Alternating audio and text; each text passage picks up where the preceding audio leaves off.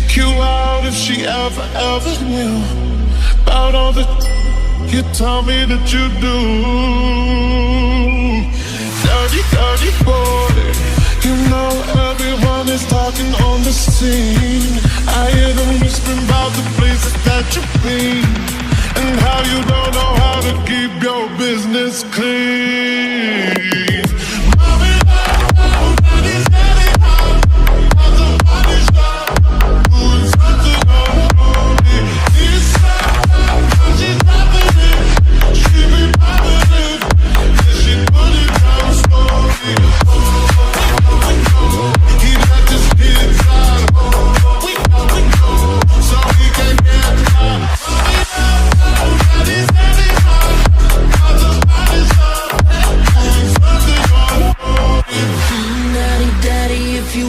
Drop the attic, give me love, give me Fendi, my Balenciaga daddy. You gon' need to bag it up, cause I'm spending on Rodeo. You can wish me back it up, I'll be gone in the AM. He got me Prada, got me Miu Miu like Rihanna. He always want me cause I never touch my drama. And when you want it, baby, I know I got you covered. And when you need it, baby, just jump under the covers.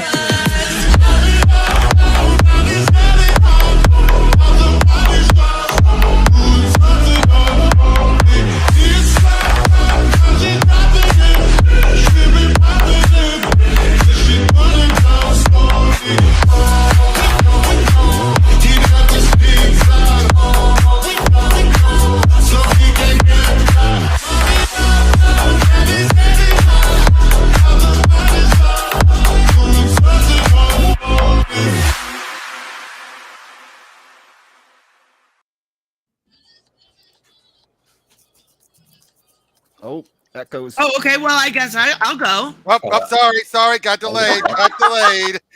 Hey guys, sorry, I am so sorry. Oh boy, we're off to a great start, aren't we? It's my 200 lesson, but hey everyone, welcome to the 200th lesson of Pro Teachers Do. First, I want to thank Tristan for hosting all this. I'm too much of a cheapskate to be able to pay for both Restream and StreamYard at the same time. Ooh. At least I'm owning up to it. But right now, I never mind. But yeah, we have right and to my left, we have Ingrid. Hello, pretty lady. Yep. To my right, we have Joseph. We have Joseph, and we have Tavia and Raymond. Wait, did you just call him Joseph?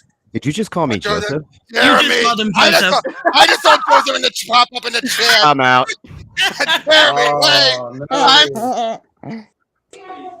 I am off to a great start today, aren't I? Jeremy, that guy. There we go. Yep, and Raymond, and off screen we have, of course, and the lovely hostess Tristan. Hello, everyone. I'm super excited. I'm not gonna lie here. I started reading Planetary a long time ago, so I'm not as new to this one, but I'm in for the ride. Yep, and we also have Carrie is off screen. Hello, everyone. How are you? Yep. And has anyone else popped in? Let me double check, but no, I think we are good. All right. Well, yep, and we might have other people popping in as we go through. But for right now, for my 200th lesson, we are going to be going over Planetary, Warren Ellis's sister series to the Authority, and a book he said was a celebration of 100 years of comics, where he goes over and this makes a reference to. So, Tavia, is that you? Is that noise on your end? He's still on his phone. He got home, so. Tavia, are you eating ribs or something? Tavia, mute your end for a moment.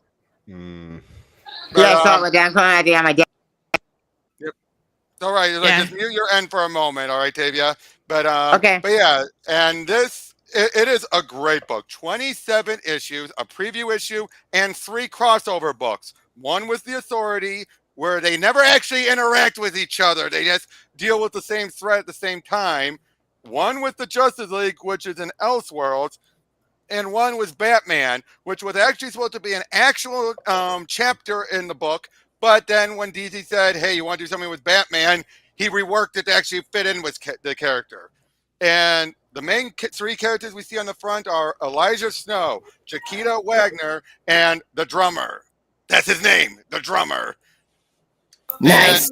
Yep, and this is a very, very interesting book and great artwork by John Cassaday. He is best known for working on this and Astonishing X-Men with Joss Whedon. So yeah, let's just dive right in, shall we? As we open up, starting in DC Universe, we open up right away. Oh my God, Robert, I've read all of this. I just realized it. All of it? Every issue?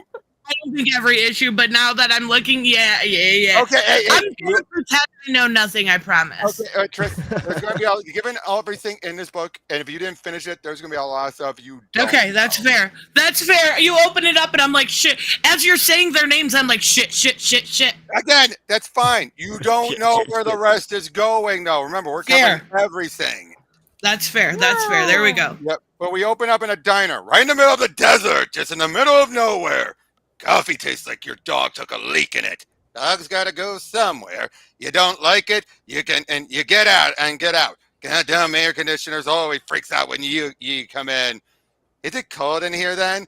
I don't really feel the weather. That's Jakita right there, and we'll find out later. She has strength, speed, and durability. Hence why she's not feeling the cold. And basically, she comes in, meets up with Elijah, who's, as far as we know by this point, he's around 100 years old. He is what we will later find out is a century baby. Babies that were born literally on January 1st, 1900 at midnight. How many years old? Yeah, well, he's not there. He's not at 100 yet. He's getting there, though, because it is still set around 1999-ish. And basically, she arranged to meet up with him. Of course, he says, explain to me why I shouldn't kill you. Explain to me why I shouldn't kill you right now. Is that why you agreed to meet me, Mr. Snow? To kill me? Maybe. And she just comes up to him and makes an offer to him, basically saying how, I have a job for you. It pays $1 million a year for the rest of your life, no matter how long you work for us, no matter how long your life turns out to be. I'm in. Yep, we'll wipe whatever record of your existence remains. And in return, we want the exclusive use of your talent, your memories, your experience. You have an idea of what's really been going on this century, the secret history. Help us uncover the rest. That's the job. Anything? Yeah, get her a coffee, one just like mine. So, yeah, basically then she basically tells him the offer of, you can go right back into that diner and drink and that swill and eat that crap until you eventually die of renal failure and flatulence, or you can take a small chance and have a life. Like get a job or drink coffee flavored with dog urine for all eternity. Tough one. And then we see he's been got a new suit and everything. Look at these digs he's got. Unlimited room service, time on his own, and a platinum card in his pocket. Those are some baggy pants. But yeah, so of course when he asks her who's paying for it, we are. Well, Planetary is the organization. So basically, she explains about there's the fourth man who pays for everything. She said, we don't know who he is. No one does. So and of course he then asks, what happened to the last third man then, the one before me? I'll tell you some other time when we worked it out for ourselves. Then she introduces him to the drummer, who he's crazy. And he talks to machines. And do they talk back to him, or do the psychotics stop him from sucking television sets? It's his talent. Machines do as he says, but you know, he's nuts. What's the word, drums? Adirondacks. Basically, and tells them that, and basically says there's this secret place hidden in the mountains. That's going to be their first mission going over there to check it out. And well, they fly on over there as they're talking about, basically saying by the 30, and she's talking about a guy named Doc Brass or Dr. Axel Brass. Yep, this is a play off of Doc Savage. This is what I mean by the celebration of 100 years. We're going to get a lot of XPs on characters. In this case, the pulp heroes. She gives a bit of a rundown, very impressive stuff about Brass. Wait. Is the drummer an XP for Jack Hawksmoor? No. None of these guys, and the Planetary themselves are not the XPs. Okay. It's anyone else they're going to run into that are the XPs. Gotcha. So okay. Wildstorm? I'm confused. Yeah, this is in Wildstorm, yes. Ah, gotcha. Yep. Okay. Of course, though, like, don't piss her off. It's amazing how you can talk for ages, but not actually say one goddamn thing I understand. How do you do that? Don't piss her off, man. And why? Because she can drop kick a rhino over the Grand Canyon, and I can shove these so far up your butt, you'll be able to taste them when you cough. No wonder you spend most of your life on your own, man. Only way I can be guaranteed a useful conversation. Of course, then he starts climbing down. She just jumps right down. Can you really drop kick a rhino across the Grand Canyon? Tried it with an old man who irritated the crap out of me, and it worked. Might work with a rhino. So yeah, they basically bring themselves in there, and they find all these hidden, things like the Vulcanian Raven God, among others. That's pretty slick looking. Yep, yes. And they make their way in there, and there's Doc Brass. I'm Axel Brass. You damn well better be the good guys. And he basically explains how he's been alive since 1945. He eliminated the need for food and sleep in 1942, stopped aging in 43, and learned to close wounds with the power of his mind in 44. So he starts to explain about himself, about how in January of 45, he and a group of these others, of this other group of pulp heroes, had met up. We got Fu Manchu, the Spirit, they did what they're the XPs of course. The Shadow, Tarzan, etc. And basically they were working together to make a supercomputer, one that can map something known as the snowflake, and which is actually the multiverse. It's a projection of the multiverse, and everything in between these universes rests the bleed. Okay. But eventually though, something sensed them. So as he's explaining it all, that now his legs have withered up because they got trashed all those long ago. He's been doing protecting his blade for about almost 50 years. But yeah, so it turns out the whole place is a supercomputer. All this built in the 40s. Oh wow! Damn. Yep. But it turns out they were met. This is way back then by an XP of the Justice League. So basically, this notion is the idea of the Justice League the superheroes showing up and attacking the pulp heroes.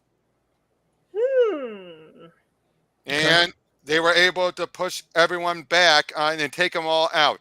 Only I survived. We nearly destroyed the world, and so we had to save it. But saving it destroyed us, and I couldn't switch the brain off, so I couldn't leave it. I had to stay here, stay awake in case someone else comes through. I figured the year must be 1970 or thereabouts. How am I doing? A bit off. But yeah, so basically it feels like good job well done. They got a quantum computer built during World War II by a secret society of superhumans whom we didn't know exist, plus their hidden headquarters. We did okay. It's a strange world. Let's keep it this way. Nice starting point, wouldn't you say? We're introduced to the characters. A lot of mystery being set up, but also some very intriguing storytelling points, wouldn't you all say? Mm-hmm. I'm interested. Anyone else? No. Really? Yeah, no, I got nothing. Of course. So I'm. No, you're fine, Tavia. I am interested. I like these guys. I did not even realize when I originally read it that those were XPs of the pulp heroes. Yeah, I mean, I realized the Shadow was just about the same, but yeah, exactly. And yeah. So let's move on to the next issue.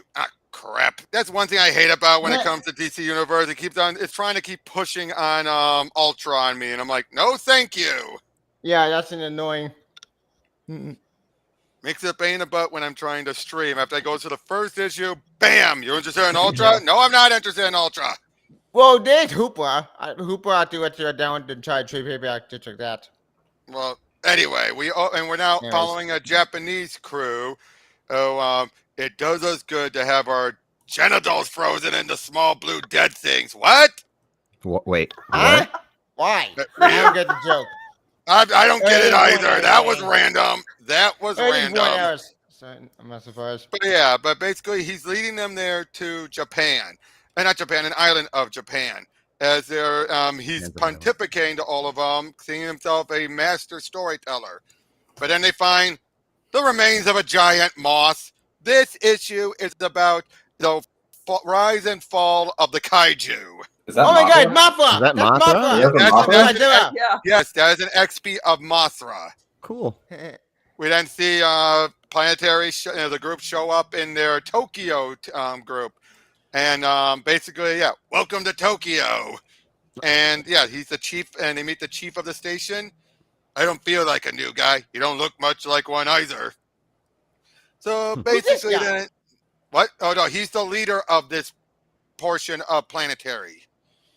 And he's basically told of a place called okay. This weird guy here, shaking hands with Elijah. His name is Shinya. He is the leader because there's different HQs for Planetary across the world. He's the leader of the one in Japan. So kind of a shield, basically, or like a sword. Something like that, but not really, not exactly. Not really, in the first cover, they said they were the astronauts of the impossible. Okay. But so they're talking a bit about Island Zero, and apparently Elijah knows and knows Japanese, since that's what that's supposed to be. Now, if you didn't notice, we have no idea yet about Elijah's powers, but every time we've been getting hints about saying it gets cold around him. We're going to find out about his powers later. Yeah. But speaking of Planetary, sorry to interrupt, but does Planetary have to Midnight Apollo or is it the Authority? Or see them in this book? No. You will see them in the crossover, but no. And this mostly stays self-contained, but it's still in its own universe. That's cool. King Ghidorah. Yep, that's what to be King Ghidorah. And then, they're heading on over. Elijah takes a smoke and just nonchalantly tosses him a cigarette. I didn't know you smoked. I have one every couple of years. Me too. How did you know? I'll tell you another time. Maybe. Kind of throwing back in what she told him last time. Nice.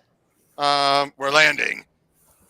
Like, you need a coat there? And so they head down there, and there's Mothra again. And Godzilla! Godzilla! No! Yep, How could they?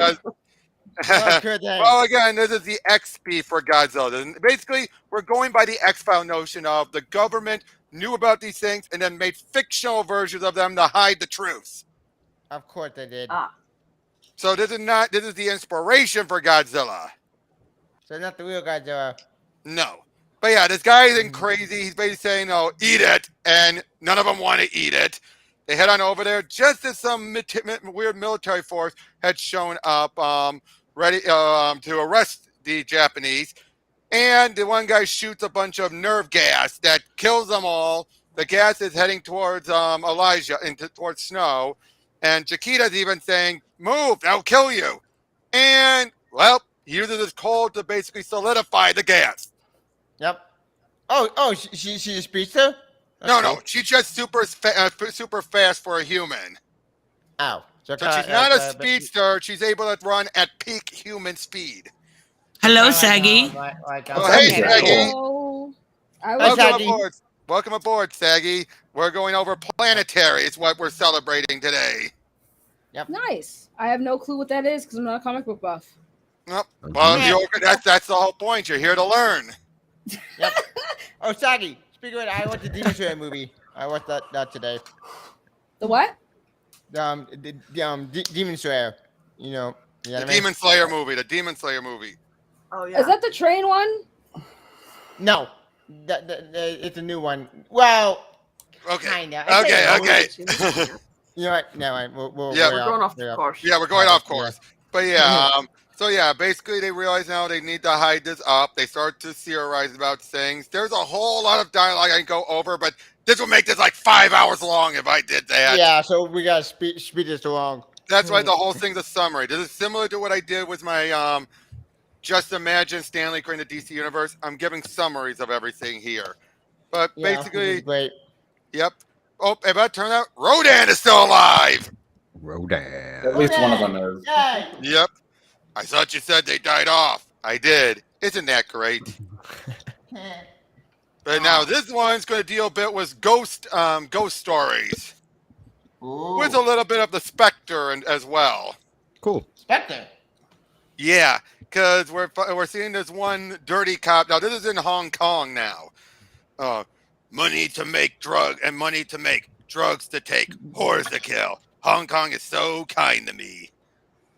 So, yeah, he's driving on up. We see this ghost cop is there. Police. They don't buy. They think just run him on down. Yeah, he goes right through it, but he's still able to kill them.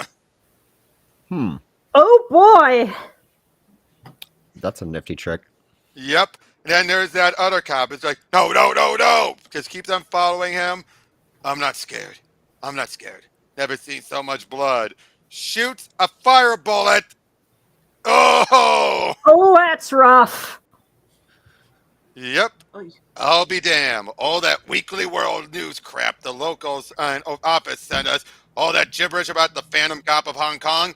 Did you see that? That was incredible. Real life ghosty. Cool. So yeah, they meet up with a member of the Hong Kong team. Now, I should point out that Jakita claims she's been on the team for 4 years. But this woman says she's been on there for 6 years. To which she even said, you said you saw Planetary maybe was only 4 years old. I know. Never met anyone who's admitted to being part of Planetary for longer than 4.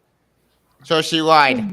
No, well, trust me, there's more to it. Yes, Jakita is keeping secrets, but she's also covering it pretty well by claiming, like, well, I didn't know. Yep. Withholding information and still lying. Yep. Yep.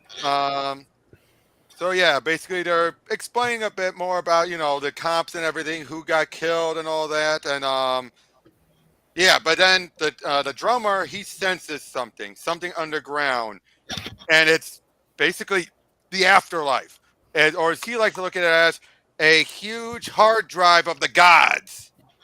Wait, Oh, damn. That's basically where all of our souls go to, and we're like a hard drive, a disk. So there's no heaven or hell, Jimmy. It's more basically. It's up to it's up solid to, state and yeah. Yeah. Who did the art for this? What? Who did the art for this? Oh, John Cassaday. It's beautiful. It It's very is. beautiful. Very evocative. Yep, and then the ghost very shows up. Cthulhu. Yep, but like I said, the ghost shows up, and basically, it's God. It's the only word for it that fits. It's unimaginably huge. It is an object with more than 100,000 different angels. 196,833. Maybe. Shut up, boy. So basically, he reveals that he killed that cop, or that cop he had killed with the fire bullet was his partner, one of those who was responsible for his death. And when they killed him around his area, he became the Phantom Cop. And he will continue to be the Phantom Cop until someone else dies in the same way, wanting vengeance to take over for him. Wait, this is Spectre. This is Ghost Rider. No, it's a bit of the Spectre because he is a ghost, and he is going for vengeance. Crow. Yeah, true. Yeah. A bit of Crow, a bit of that. Yeah. Oh, and look at Jakita. What Jakita just did. Oh boy. Yep. That's so badass. Yep. But it's more the concept of the Spectre, because apparently God chose him for this position. Gotcha. So that's where it's like the Spectre. But yeah, basically then he basically explains, lists all of his crimes and everything. How happy do you think I am? I had a girlfriend, I had a job, I had a life, and now all I have to look forward to is killing scum like you until some other poor bastard gets betrayed and wasted here and takes over for me. Why are you so scared, Mock? And this is all Chi Wei. Chi Wei never shot an unarmed man, never put bullets in a criminal's back. Good old Chi-Wei. People came Damn. looking for a mystery, but there is none. There's just us. Did he say justice? No, just us. Together, we can be justice. Yep. Now this one gives it a bit of a Shazam XP.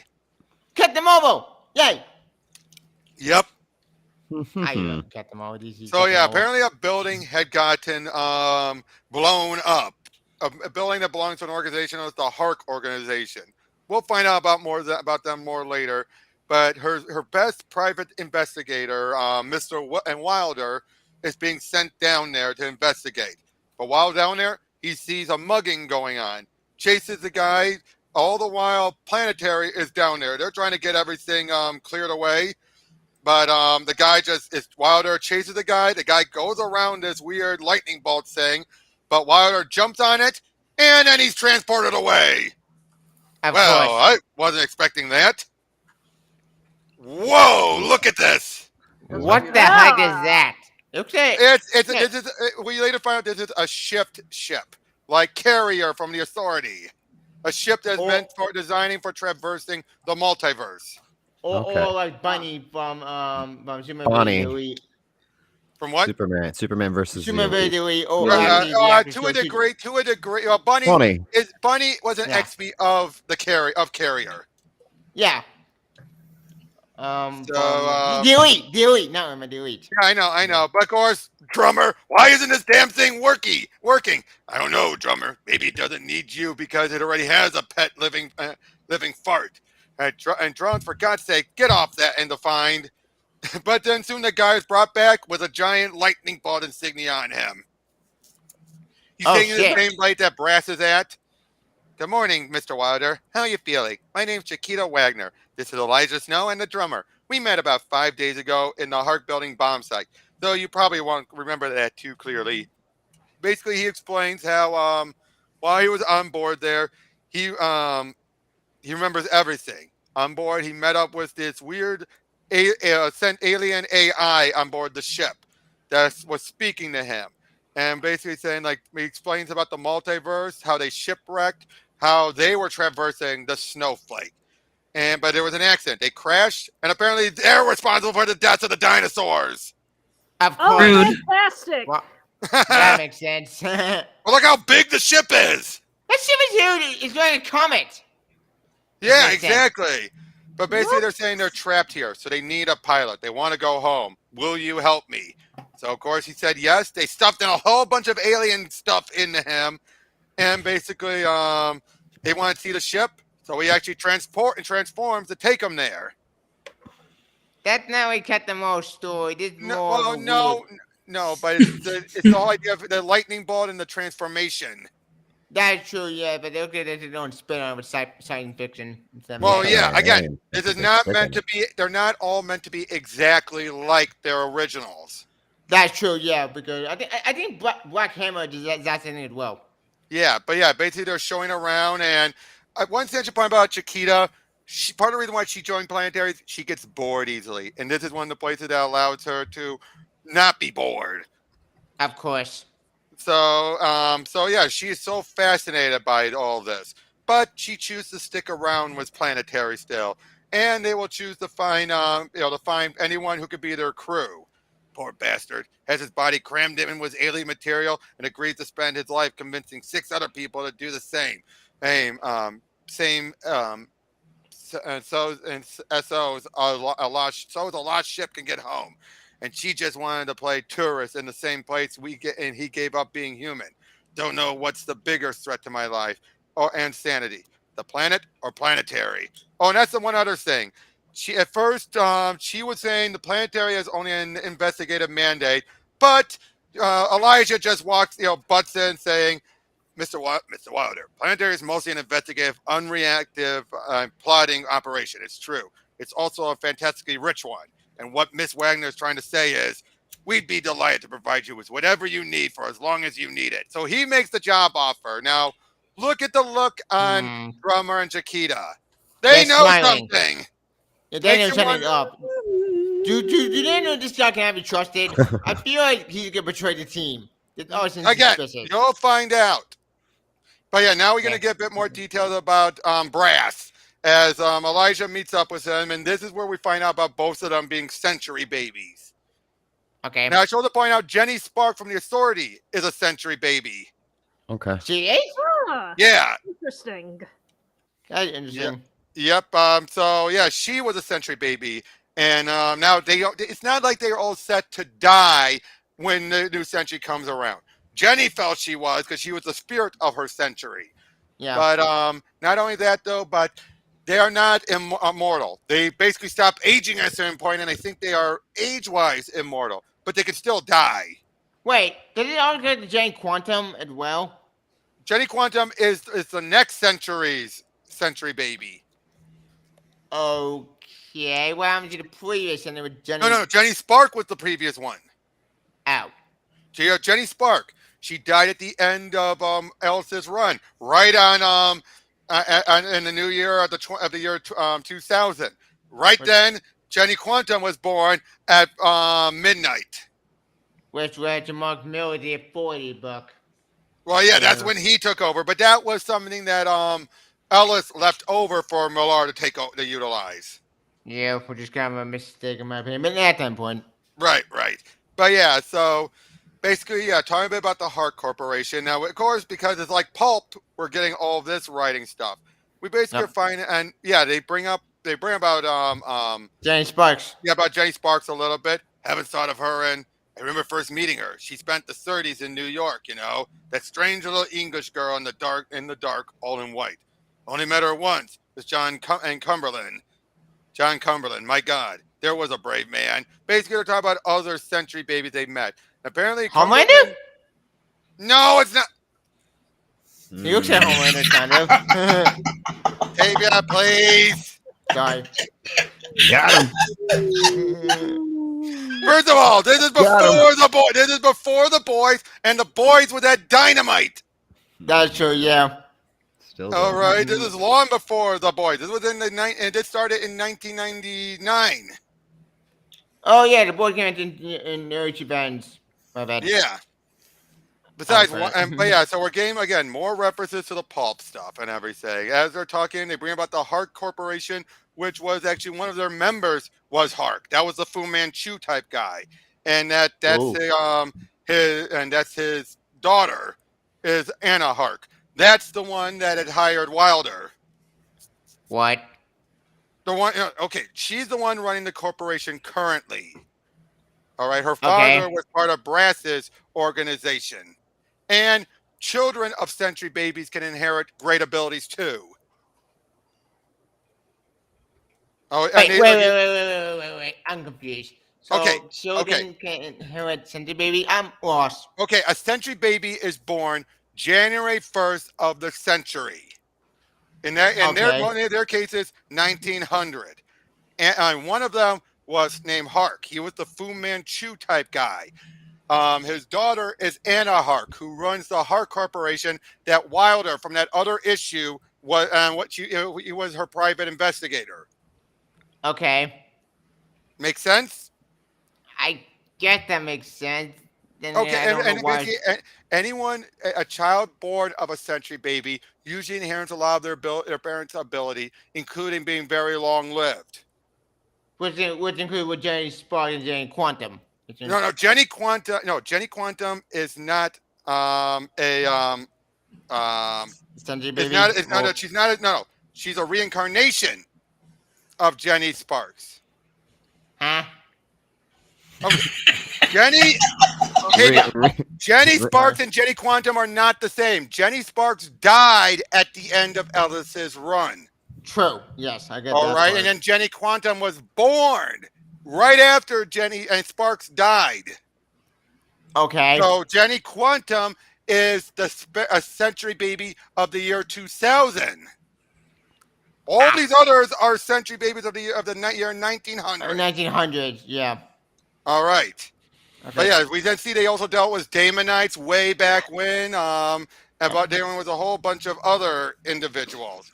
And basically, yeah, so again, this is all just giving a bit more of a summary of Brass. And I like this idea of a Doc Savage type guy like this. Mm-hmm. But yeah, so and of course, he even says, you should have been around with us in the 30s, Mr. Snow. I can't begin to tell you what you missed. Glories. I was busy. Busy doing what? We don't know yet. But now we get introduced to the Four. Ooh, who could they be? Okay. Yep. Oh my! Yep. As we find out, back in Germany, they were trying to do their own space project, and they were going for the moon, 1955. Aimed for space arcs on Mars by 1968. That's what they were planning to do. Relax a little, Elijah. Like hell. Not until I've throttled someone to death or broken something real big. This is after he's found out, as we see a bunch of them are going into space.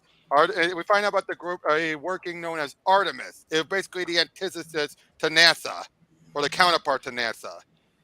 Okay. And basically, we're being introduced to Randall Dowling, aka the Reed Richards guy, physicist, engineer. You name it. List up the disciplines as long as your arm. While they're inside, we see these weird. Basically, they're supposed to be like mole men. The mole men. They're all mole men from Man. Yep. Jacob Green, aka the Ben Grimm guy. William Leather, aka the Johnny, Human Torch. And Kim Siskin. There's none of them are related to each other. But that's supposed to be the suit one. Which makes sense because the Fanatic Four way together. They were more. Yeah, but yeah, these were all members of the Nazi Party. What? Wait, what? Wait, what?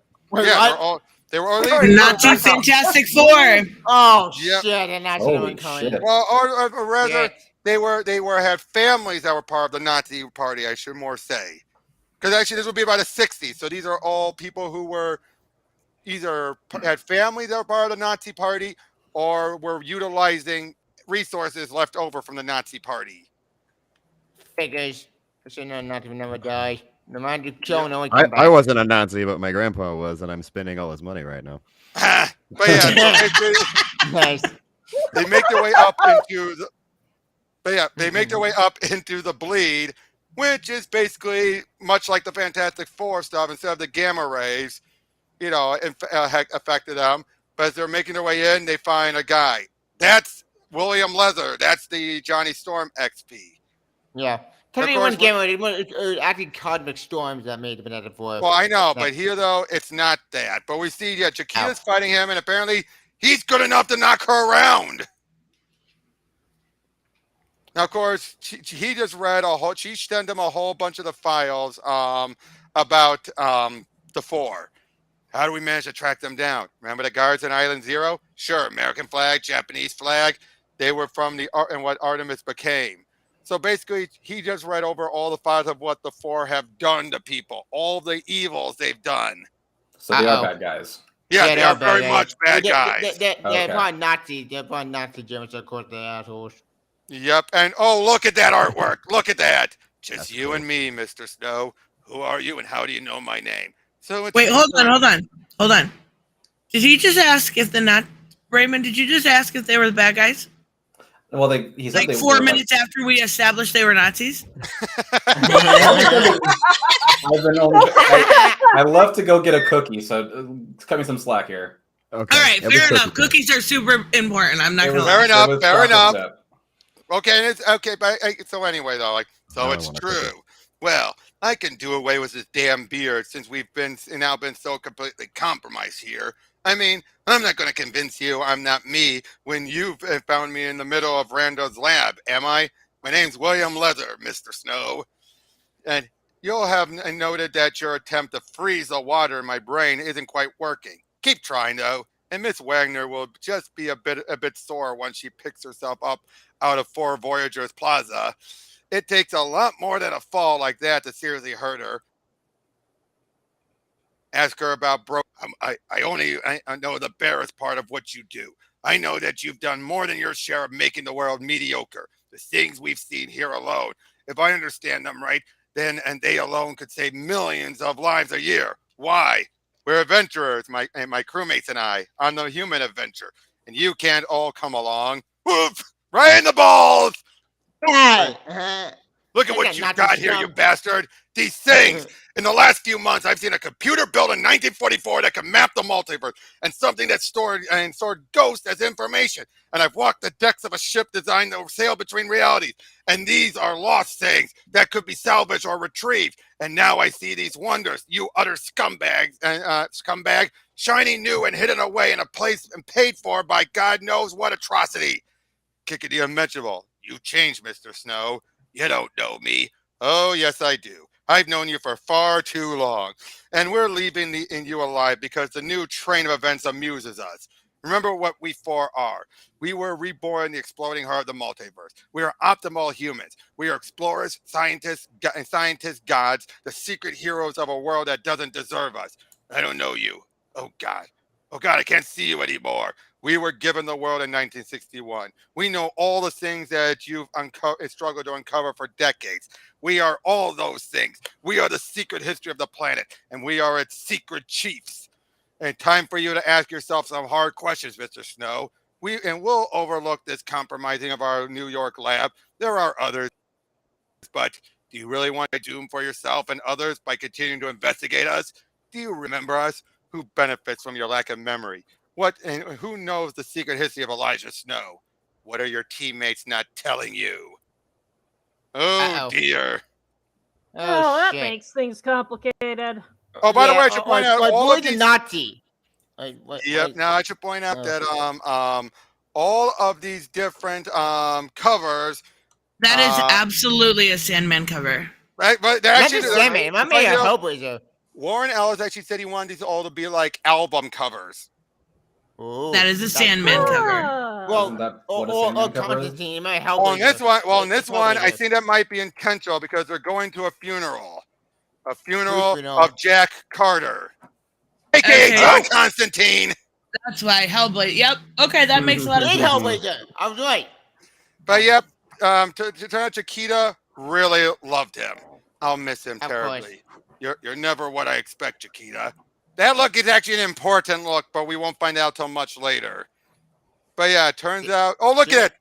Look at the bottom. Oh, Death and yeah. Oh my God, that's Sandman. That's Morpheus. Yeah. That's or X-Beats of them anyway. That's Superman. Oh, and then look at these. Swamp Thing. Justice League Dark. Yeah, Animal Man. The Metal Man. So many of them. Older at his funeral. Dylan. Phantom Stranger. Yep. Maybe Nocturna. No, I don't know. I don't know when, but I don't know when the Metal Men were Vertigo. I don't think they were Vertigo.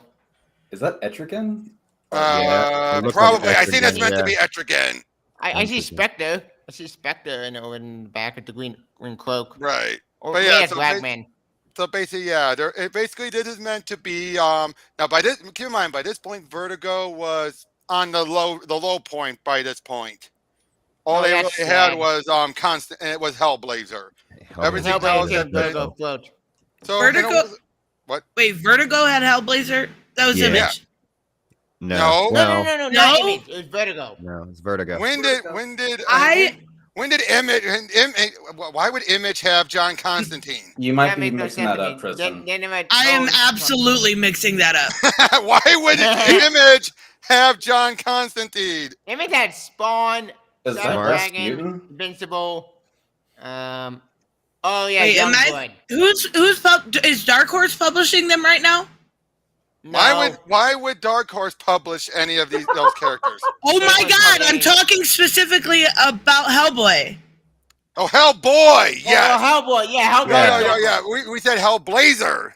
Oh my God! I should have been listening. This is my problem, not yours. Move on.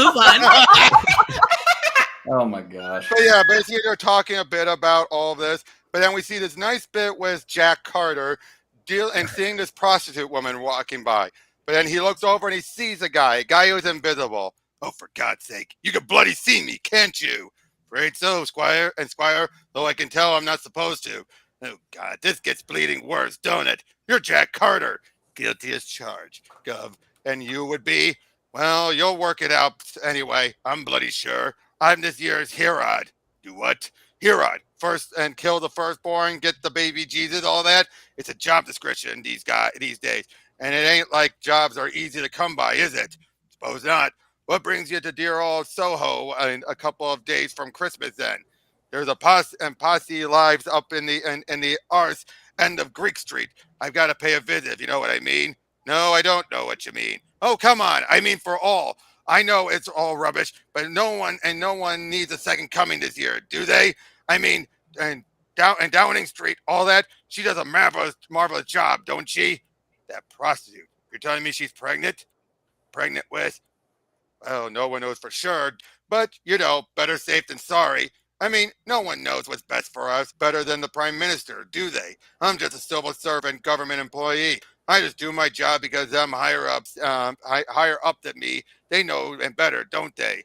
It's bad enough I just had to do something thoroughly bloody rotten to an old girlfriend because she tried to kill me and most of the people I know. But to bump into some bloody Tory and civil servant spook off the butcher a complete stranger because she's inconveniently pregnant, whoosh, be thankful that's all I did to you, and T-Rog. I'm bleeding Jack Carter, giving it the big bleeding I am, all mouth and trousers. Boom! He left him stuck in there and he ended up dying. Fantastic. That's so nice. Hey, like you said, be glad that's all I did to you. There is that. Given the type of magic concept he can do, yeah, this was a mercy. A mercy killing. But then they're trying to figure out about Jack, what killed Jack, and apparently he can, drummer can see magic of a sort. But then with a little help from Snow, they're studying everything. Then this big guy comes out, and he's meant to be kind of an XP of Miracle Man once we find out. He's basically like, you had to die. You were the symbol of everything that has been done to me, you scum. I could have and should have been noble, clean, single. I didn't want to wake up in Soho with 12 volumed up Thai rent boys and terrible stains on my sides. You didn't have to take the damn photographs. I didn't want to find out that instead of getting my powers from a transcendent scientist mentor, I was grown from the DNA of Aryan super athletes and Hitler's personal sex midgets. I didn't even know Hitler had personal sex midgets. I liked my life. Neither did I. So. I liked my life. There was nothing. I liked my life. There was nothing wrong with me. I wasn't hip. I wasn't trendy. I wasn't edgy. And you know what? That was okay. I didn't need the split personalities, the nervous breakdowns, the shift in sexual orientation, my life being a lie. If you didn't want me to, you should have just bloody ignored me. Okay. And, you know, he's taking pot shots at stuff like what Alan Moore did to Miracle Man and Kid Miracle Man, taking them from being basically British Captain Marvel to being very dark and gritty at everything. This is meant to be taking the pot shots and taking something pure and noble and deciding to edge them up for the sake of edging them up. Wait. He's just got Captain Nazi. He's got Captain Nazi. No. We don't know what he is. We don't know what he is, but it's probably his Miracle Man. But he gets shot by Jack.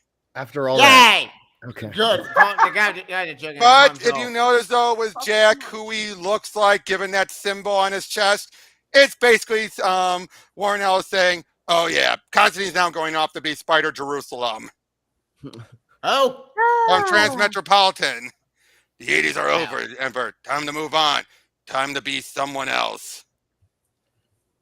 Cheers. Be seeing ya. So basically, this was Ellis's way in his mind of closing the door on Vertigo. You're going to on Hellblazer? No, he did it basically in saying, okay, the Transmetropolitan's the future. Okay. Wait. What? Okay. And that was one of Ellis's other books. I don't know that book, so I don't know. Okay, now this one is a throwback to the B movie, the B movies and all that. Woman. The Attack of the Giant Woman against an alien. Yep, oh, hey, it's like the Barbie teaser. It is. One track mind. One track. Yeah, so they meet up with this one woman who's a ghost, but she's a radioactive ghost. Radioactive ghost. How does that work? Okay. What find out throughout the whole point of this issue. What's that? It's them. Yep, it's them. not to them. It's EDF. It's No, them. The movie is called Them. Oh yeah. Yeah, the movie called Them. But yeah, so yep, Jakita's having a blast. Yep. So that ghost lady, was that supposed to be like Marilyn Monroe? Yes, actually it is. Because she even says how she slept with the wrong person and then got mysteriously taken away. Kennedy? Yep, that's what, or at least an ex of Kennedy. But yeah, so she explains this whole place, and it turns out, sorry about that. I kicked it a little too hard. Have fun? Hell yes. Got our pilot out too. So basically, she explains how they were. Yep, they were all being studied and experimented on by Dowling. That's the Reed Richards guy. Oh yeah, not the actor, not the scientist. Yep. So yeah, basically she got killed among all of them, but then exposed to radiation. And as it is stated, she has a half-life of 50 years. Wait, what? A radioactive half-life, meaning she can exist. She'll exist for 50 years. So after 50 years, she exist dies. or just be irradiated for 50 years? No, be alive again. Wait, be alive no, again. They gunned her down. Okay, they killed her. Yeah, they killed her and then brought her back with radiation. Basically, this whole thing is a nod. Okay, all this is a nod. This issue is a nod to the radiation creating all kinds of freaks and everything from the 60s and everything. 60s and 70s, I think. Yeah. Good times. None of them turned out cool. And it turns out he was working with Miss Hark from the Hark Corporation. But yeah, so we see all these other creatures and everything. Many of them died out or escaped. We just see all these horrors. And she's like, I could have done this a while ago, but I'm a coward. I wanted to live for as long as I could, you see. It was only half a life, but I wanted it. Radioactive half-life of 50 years. Time's up. I'm so glad I met you. And she dies. Yep. She only had a finite amount of time. But yeah, she did all this stuff because she felt someone needed to tell them. Someone had to deal with it. So she just stayed alive just so she could tell these people all that? Oh, no. She was going to die regardless. She just waited until the last second to do it because she was a coward, as she said. Or a drama queen, whichever. It is Marilyn Monroe, she was killed. She got shot by Nazis. Like, I don't plan to wait 50 years. Give her a break. She was shot by Nazis. Planet Fiction. Yep. This looks like Mike Mignola. It kind of does. Kind of, sort of. Yep, but yeah, the running side would have been still up after being hit by that. I know, but yeah, basically they're inside studying all these different, the ship and everything. But we're being introduced to a different guy. We're introduced to the prior third man, Ambrose Chase. And this is the first time that Drummer was actually in on the action. Normally, he doesn't get involved with the action missions. Yeah, he's more the tech guy, but this was the first time he was involved. And it turns out Ambrose is capable of manipulating time and energy around him. He's able to phase things, change their momentum, things like that. Well, that's overpowered. You would think, but he's not perfect with it. Basically, it's a reality distortion field. But he even says it's unpredictable. That makes sense. Yeah. So he's Jay Nakamura. In a lot of ways. Why did you trigger Tevya? I had to. Come on now. Yep. But yeah, basically, they're gunning he's down. Jay Nakamura. He's awesome. Right. But yeah, look at this guy. He's just doing, it's basically like the Matrix. He's so badass. He's going Neo. Bullet time. Yep. But then things start to go south at first. To bring back someone from a fictional reality. It's what they're trying to do. Oh shit. Yep. But things are starting to go south more and more until eventually the guy shoots Ambrose. He finds an opening and catches him off guard. No. Yep. We then see Ambrose is remembering his wife, his daughter, learning his abilities. His life's going through him as he even meets up with the fourth man. But then it looks like he's dying. Like, I always did the best possible job. I know, baby. I know. And then he disappears thanks to his powers. This isn't the last time we'll see Ambrose. But Jakita kills the guy. Yay, revenge. In 1997, which is the year this happened, the fourth man was missing. in action. Like Ambrose Chase. Jakita's already a member of Planetary when Ambrose Chase became the third man. The fourth individual brought back from the sample return mission is still at large. Okay. I don't. Wait. We'll get to that. Okay. Now this one we're going to be finding about. This what it turned out. Wildstorm could have had their own Wonder Woman, Superman, and Green Lantern. Okay, that's what I was Elijah is studying through all of this. A character I realized I just breezed past earlier was John Stone, a James Bond XP. We'll get more about him in the next issue, but we did set him up earlier. Oh, I just breezed through that. But yeah, they're studying through all this stuff, and first we get, it's basically this is the version of Superman, advanced alien, not human, only barely humanoid looking, but they realize their child must be sent out, and they also explain how every time we shoot the gravity gun, oh no, because they realize by launching them, they just triggered their deaths of their planet. They shut it down planet. Oh, fantastic! At least the planet is pretty. Join, idiot.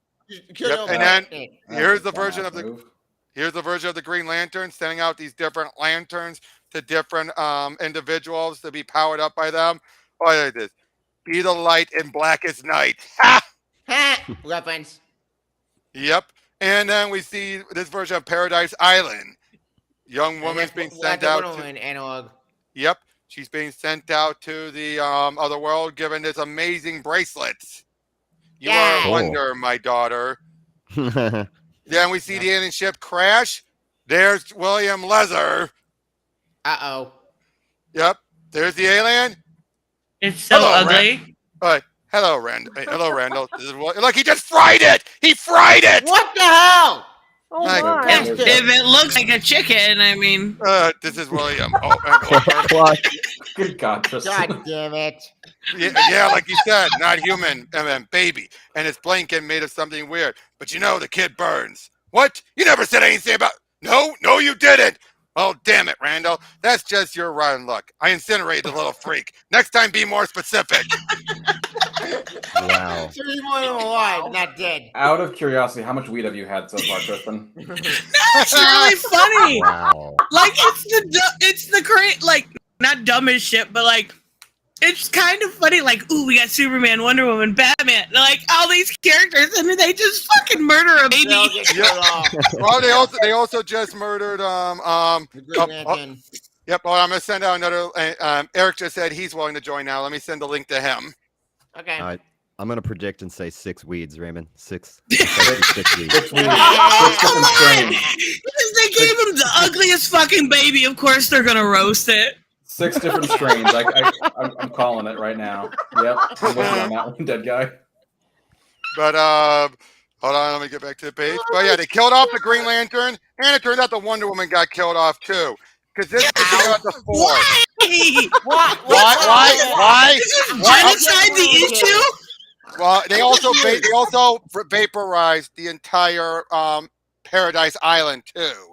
Jesus Christ! Oh my God! I thought they killed them. Here's why.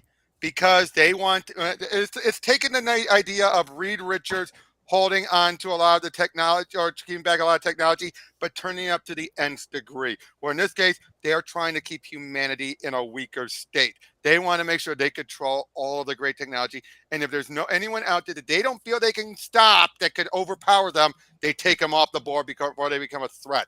So in other words, they think they can handle the authority in this world. Of course. Given a lot of their tech, they probably could. But they killed the Wait, that was the whole issue? The whole issue's over. Okay, all right. The whole issue is alien baby murder. Okay. And killing off the others. Oh, look at this. This is like the Agent of S.H.I.E.L.D. cover. Oh, that was the best issue yet. That was great. Oh, shit. Oh, look at this. A woman known as the Bride, just gutting people down. And, well, there's John Stone as he's ready. Yep, but look at this. He has like some technology up his fingernail. Yep. That's makes my fingernails hurt. Look at that. Oh, like he just starts taking them all down, lickety split. He's James Bond, basically. Yep. He is just taking them all down, and we're just seeing an example of it. And apparently, she was a robot. Of course. Oh, hey, Eric. Yeah, you guys didn't notice me? I've had Daffy Duck up for like a full minute here. Sorry. And to the baby murderer, you're despicable. Well, that was the Johnny Storm XP, Eric. Yeah, Johnny Storm XP. I cannot read the Fantastic Four anymore. Why are they treated like butt monkeys? Oh, no. This is not meant. Again, these are all meant to handle the story. So it's taken, like I was telling everyone else, they're taking the concept of the four, creating technology and keeping a lot of it for themselves because they don't want it to get in the wrong hands, but turning it up to the nth degree and have it be. They want to make sure they own all this great tech for themselves. They want to hoard it all. So does this Snow guy have like ice powers or something? Yes, he does. Snow definitely has freezing. He can freeze stuff. Okay. Now we jump. That's the first time he met with Stone. We then see Stone in Kazakhstan meeting up with him at this bar. Hello, Elijah. Been a while. What is this place? It's very secret. You wanted privacy. It's called The Last Shot. So basically explains about everything. And heard of someone called William Leather. God, you have got memory problems. What? Of course I have. Almost killed him in the late 50s. Nearly killed you too. The Nautilus, 1959. You told me back in 74 that all the time we were firing on her, you were hidden in the hold. Oh yes, I know of William Leather. Why? Met him recently. Basically, he's talking with Stone, who Stone has met Elijah before. He's known him before. And basically then he's explaining a bit about, saying like, yeah, there's a lot of gaps in your memory, obviously. I've been playing mind games like this since OSS. Hell, I've been playing them since before the word was invented. So yeah, basically just explains about, they talk a bit about their history, and he brings up about the Planetary Guide, some mysterious book that has a lot of information. The moment he says that, Elijah starts to get a lot of memories back. Until the flashbacks. Yep. Oh, but be a detective then, my boy. Very well. I can instruct you in my methods. The fact that you found me proves your potential to work then for this is your century, and it needs you. That's Sherlock Holmes. Of course, it has the pipe. I'm holding my pinky out to be sophisticated. My God. God Almighty, what's happening to me? It's a game, Mr. Snow. Elijah, what? It's all right. It's all right. Stop. It's all right. Yeah, that was it, John. As soon as I could perceive the scaffold, then it stopped being elegant and flawless, didn't it? As soon as I stopped accepting being unable to remember and started asking myself why I couldn't recall specific things. Basically, he started to remember everything. I want to know why you're working for Anna Hark. Glad you're back, Elijah. I'll bet it gets better. I know who the fourth man is. So this leads us to the big game changer issue, number 12. By the way, Tristan, you're welcome for what I donated. Thank you, Eric. I wanted to make sure I mentioned it. Eric, sorry. Nope, he tipped and he put just a little something. So I wanted to make sure I said thank you. I was glad you joined. It was It was just $4.20, but hey, like my mama used to say, every little bit helps. Right. Oh, by the way, if anyone's noticed, sorry. By the way, don't mention cookies. Now I want Oreos. I know, right? Cookie. What have I done? but anyway, Elijah, come in, sit down. I don't know why you called us in here, but we really need to talk about your use of the helicopter, and we should postpone. Sit down. Any other businesses until we've straightened out the protocol on borrowing expensive equipment? Sit down. Sit down. All right. I think you're both aware that I've been concerned about memory loss since we took 4 Voyagers building. The truth is that quirks in my recall have been bugging me pretty much since I met you. Remember the first time I gave you a cigarette, Jakita? I didn't know you smoked. I've won a couple of years. Me too. How'd you know? I didn't. That is to say, I didn't know how I knew. All I could do when you called me on it was to cover. I'll tell you another time. Maybe. I mean, I wasn't going to let on that I was having some kind of brain fart. I didn't know you, but I do know you. Don't I, Jakita? This is getting very weird. Shut up, Drums. Just saying, man. This is kind of disturbing. You muttering away in the dark. Drums, shut up and let me get this done, or I'll freeze every drop of fluid in your scrotum solid. For a start. Rude. Now, isn't that interesting? Drum here has treated me as a joke, an old joke at that, from the minute I got here, and now he's scared to death of me. Why is that, you think? Let's see now. Since you're suddenly doing as you're told, do you know what a planetary guide is? It's a book. I asked him. It's a book that's been published underground annually since 1925. And who writes it, Drums? Who writes it? You do. I do. And yet I've spent the last several years unable to remember that I've been writing the planetary guide since 1925. Strange, isn't it? I remember gunning down the deployment eggs of alien organic war automata in Judgment, Rhode Island in Judgment, Rhode Island in 1931 like it was yesterday. But I didn't remember writing it up for the 31 planetary guide until last night. Why do you think? Why is that, do you think? Oh, I'm not happy, Drums. I picked up on that. Good. Why are you leaning on him, Elijah? I know I can't slap you around. I know I can slap him around. All right, then. All right. You created. Why? Because she's a woman? That way? Or is it because he's a bitch? No. Like, it's got to be one of the two. Yeah. No, it's because she's definitely a she it's because she can take it. Okay, so he's a bitch. Cool. Basically, yeah, explain it all, and then he says, I remember all kinds of things. Oh, and tell me you don't remember that. What do you remember, Elijah? I knew Sherlock Holmes. Wait, Basically, then explains how, Sherlock Holmes existed in this world, and he knew him. Then he says, I remember who the fourth man is. They start following him as, you can definitely tell something's changed in Snow since now. John Stowe, I'm going in here. No, John Stone. If we brought about John Stone, it's the world's oldest and greatest secret agent. He pretty much single-handedly invented psychological operations too. He's working for Anna Hark. I remembered that. And so basically explains it all, and he goes like, classic Black Ops. God, I forgot how much I love putting all this back together. He reveals he was the fourth man. What a twist. Dun. What a twist. And you, young lady, were under instructions to not try and find me. Elijah, don't you Elijah me, damn it. I used to change your damn diapers. You were told not to find me. Explicit instructions. I know, okay? Ambrose always used to say you couldn't come back, but you never did. Ambrose. Who's Ambrose? Ambrose Chase? I don't know any Ambrose. Ugh, as he remembers him. Oh, God. Where's Ambrose, Jakita? Ambrose is dead. Shot dead during a raid on an operational run by Randall Dowling. Dowling killed him. One of his employees. Christ.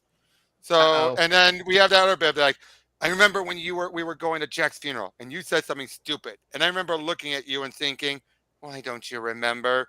But this hasn't got anything to do with anything. Elijah, they say they'd kill you if you started remembering. No, they didn't. They said they'd kill you unless I submitted to the memory blocks and went and hid. Uh-oh. Oh, yeah. What? Nothing. In the chat right now. What's so funny? Nothing. Keep going. What's so funny? What I missed? Look at the chat. Oh, Joseph!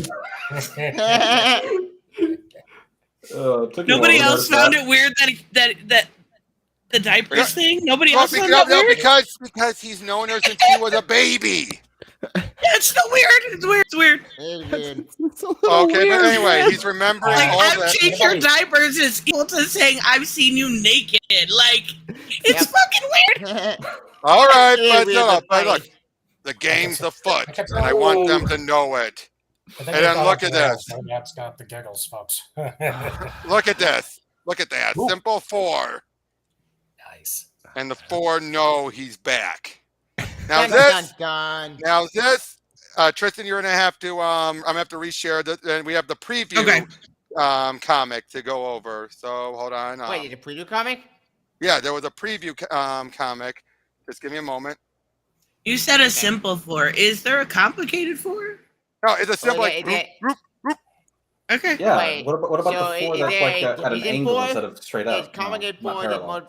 But yeah, so this was a preview comic, and it's set after issue 12. This one's a simple story. They meet up with an XP of General Ross. Of course. Hogan org. Yep, and basically this gives us a brief introduction to characters, but we didn't know much about about who there are or that Elijah's the fourth man. But there was this version of Bruce Banner. It created more. This is more out of theoretical mind, mental science. You can imagine it, and it could become reality if you think hard enough. And while in this version of Betty Ross was the general's wife, and David was his name, he drove on out there to try and save her. Gets out of there before his explosive goes off. And his name was David Payne. But then, right as it happened, his mind started thinking about its integral design theory equation in his head and became something that could survive the bomb. We never fully see the creature, but we do find out what happened to it. It was buried underground, and then around 1983, it finally died. Damn. Wow. Again, nice short story that gives you a perfect explanation behind all this, wouldn't you say? I mean, an explanation. Oh, wait, who's that guy? The guy at the bottom is the Ross guy. Oh, shit. He's old. He is old. Wait, he was already old. He was an older man. Okay. No, Hulk is dead. They basically buried him under something so deep, 5 miles deep underground. And basically they kept him there without food or water. He's been there since 1959. He finally, 1963. He didn't die until 1983. Oh, shit. So he's been took him 20 years to just stay there, screaming, pounding, trying to get out of there until he eventually died. He's very old if he's dead. Yes. Damn. Very, very old. Kept him in that prison. I don't know. I couldn't see an old man on the bottom TV. Our faces are all blocking the bottom. Oh, whoops. Page. Yeah, we've been blocking the bottom panels for a while. Yeah, whoops, sorry. Oops. There's got to be a way all our heads could be on one side, either left or right. Well, yeah, but it would shrink the screen down, unfortunately. Yeah, what happened? I don't know. Let's just go with it. I didn't realize Ingrid had left. Sorry about that. Do you want it like that? Is that better? Or because it makes it so much smaller? It makes it, is that better or? I think it's better. Fine. I think it's fine. All right. It's a little bit small. Now this one is more tiny. Now this one is more. Just enter full screen and you guys will be fine. That's what I did. All right. By the way, I like this cover. It looks like a mix between an old pulp magazine and Time magazine. It's supposed to be a lot like or National Geographic or something. It's meant to be like League of Extraordinary Gentlemen, actually. Yeah. Oh yeah, I know that team. That team in Johnny. I've never seen the movie. Yep. Well, we see Elijah making him. We see Snow making his way into what ended up being Frankenstein's workshop. And a bunch of failed experiments. Experiments no good. So yeah, it was back in his early days when he was solo, looking up all the stuff that he would eventually put into the Planetary guide. Okay. Eventually, then he finds his way in there. He finds this electro picture, is what it's called, a secret map of the world. And then eventually through there, he was able to then lead into and find a hidden door. He freezes it and kicks it in. And that's where he meets Sherlock Holmes. Elementary. Wait, what? This is Sherlock Holmes as an old man. Elementary. Is he still on all that cocaine from the books? I think he's given. They implied he's given up on it all. But yeah, it turns out he's also worked with Dracula and some of the other monsters. But Elijah freezes him and then kicks his junk off. That's mean as hell. Look at that! There goes his crotch. Jesus. Can vampires, Of course they can bang. Of course they can. It depends on the Lord. Could have been worse. It could have been Dracula. But yeah, basically, this is the homage to all of this as he explains a lot of their history. Again, so many of these issues, not all of them progress the story of the four. Many of these just simply progress the story of giving a lot of the shout outs and everything. So in this case, all of this was just to explain about this era, the old novel characters and everything. Oh yeah. Number 14. Again, if I read through all these, we'd be here all day. Now this does look like a an album cover, doesn't it? It's really pretty. From the 90s. Kiss. Yep. Kiss. Oh, now this one gives us a bit of a interesting twist on the Thor's hammer. We have it as a stick. They hit it, and it transforms into a hammer. So they decide to follow. Where does the hammer go? So it's Model 4, basically. Well, Watson 4. But then they decide to follow. Where does the hammer go? So they decide to find out about it. And it turns out it goes to another dimension. A dimension that they committed genocide to store their weapons. Of course they did! Of course they did. They killed the entire world just to get somewhere to store their weapons. That's not even shocking at this point. Yeah. Yep. Can someone take these bastards down? I want these guys to die. Don't worry. They will. Whether it's satisfying or not is up to you guys. But we don't see that. Now we're jumping around to the point. This is what led to Snow getting captured and having his mind wiped. As we meet up with Kim, that's the invisible woman. Turns out she needs those goggles to be able to see when she's invisible. Because she got so invisible, even her own eyes are invisible. I mean, So she can't see anything. Just the eyeballs walking around. That's fucking weird. Oh, no. No, I'm saying that means she can't see even when she's fully invisible. Yeah, she can't see. She's invisible. She's so invisible. I can't see anything. I'm blind at bat. Yeah, now these weird creatures she calls them her children. Basically, whatever changed them made their genes, her and Dowling's genes, so messed up. That's what comes about. Yeah. They're face hugger babies. Yep. Well, we see a bit with Ambrose. This was Ambrose was still alive. They were being attacked and everything. And yeah, so basically they're fighting off a bunch of the four. And then Snow was there with them. And then eventually he gets abducted, and this is where we find out about what happened, what leading to the memory wipe and everything. Yep. Question, sorry to interrupt. Question about these guys. Do you guys even have their own fucking wizard way? Which is what was that? Is there even that for parody? Or do they have their own fucking wizard in this universe, or no? Their own what? Fucking wizards. You know, the sun never different. No.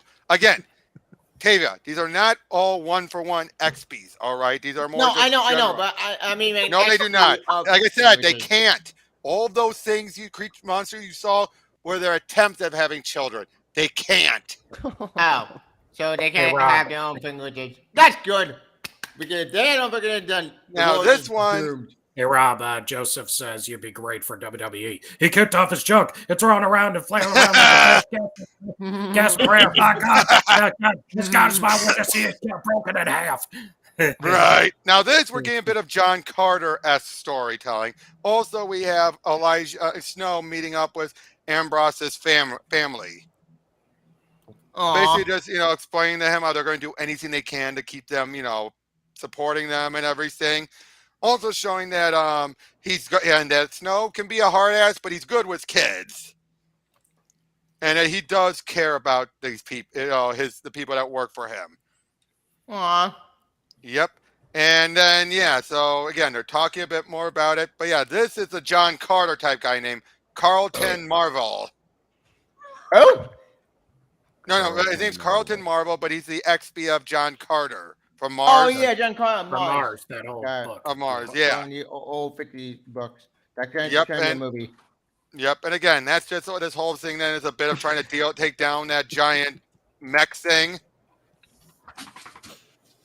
And basically it comes like this giant sand creature, but they stop it, and that's it for that one. That was a quick story that went nowhere. This one gives us a bit about Anna Hark and about her history a bit. No idea. I forget about who that guy is. But teeth my name are disgusting. What? His teeth are disgusting. They are. It looked like his gums are bleeding onto his teeth. Yeah. Yep. He's a bad guy. But a lot of this is just a big fight sequence. Fight. Looks like the old samurai. It looks like the old samurai and kung fu movie. It is a nod to that. Beautiful. and a bit anime-like.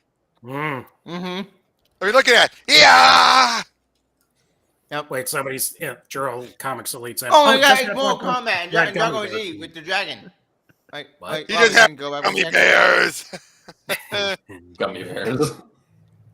Gummy bears bouncing here and there. Yeah, so she then explains about herself and basically, talks a bit about her father, and he's wanting to tell her that I know how your father died and everything. So he's wanting to explain it if that they can help him out. And also explains a bit about with Wilder, which they're wanting to also bring him back as well. And it turned out that she was close with Wilder, the guy from way back, the Shazam-like guy. Yeah. So yeah, basically they're trying to come to an agreement, and basically she's like, I'm not aging, Mr. Snow. I predict a natural lifespan of some 300 years. Therefore, I must take the long view. So again, she is the child of a century baby, hence why she's very long-lived too. So yeah, basically they make an agreement, and because Wilder is working with them and she really cares for him, that she's willing now to assist them out. So are they gonna have a kid together? Right, we don't know. We don't. There's not gonna be any kids born throughout this story, Tavia. Joseph, I know. Joseph, stop making dead guy laugh so much. Jesus Christ. Okay, I take it back. We do get one kid born, but this is in a flashback. They're gonna kill it, right? No. You see, Elijah he's heading into the secret city, and What is with you doing genocide, Tristan? Wait, that whole issue was about genocide, and they fried a baby like a fucking chicken. Anyway, he's heading into the secret city, and he meets up with a Tarzan XP. Now this guy, we saw this guy way back in issue 1. His name is John Blackrock. That's him? Of course it is. Of course it is. Or Blackstock. Lord Blackstock. It sounds like the porn star's name. Black Porn star's name. But yeah, and then, they're introduced to the secret city, and now Blackstock is an outsider, just like Elijah is. But it turned out Elijah fell in love with this beautiful woman named Anyaka. Oh, she's hot. Yep, and they were very close together, but he had to leave and do some other things for a while. And then when he came back, there's a young baby there, Elijah, and they were like, "What's going on? What's going on? I knew you'd come. Please, your baby, yes, mine and Blackstock's. What's happening? They're sealing the city. No more infections from outside. And my baby, they leave her out here outside the city." Basically, she then reveals that why did they do it? They were bored. She wanted to wait, but she and Blackstock got bored, which in a way... What? That's they were bored, so they decided to have sex? Yeah. I can't say I haven't been there. But yeah, the kid, that's Jakita.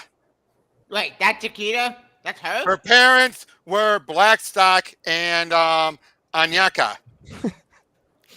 Then how is she so white? She's not that white. But I mean, are they gonna burn the baby? No, we already know she grows up. Oh, Tristan, what do you want?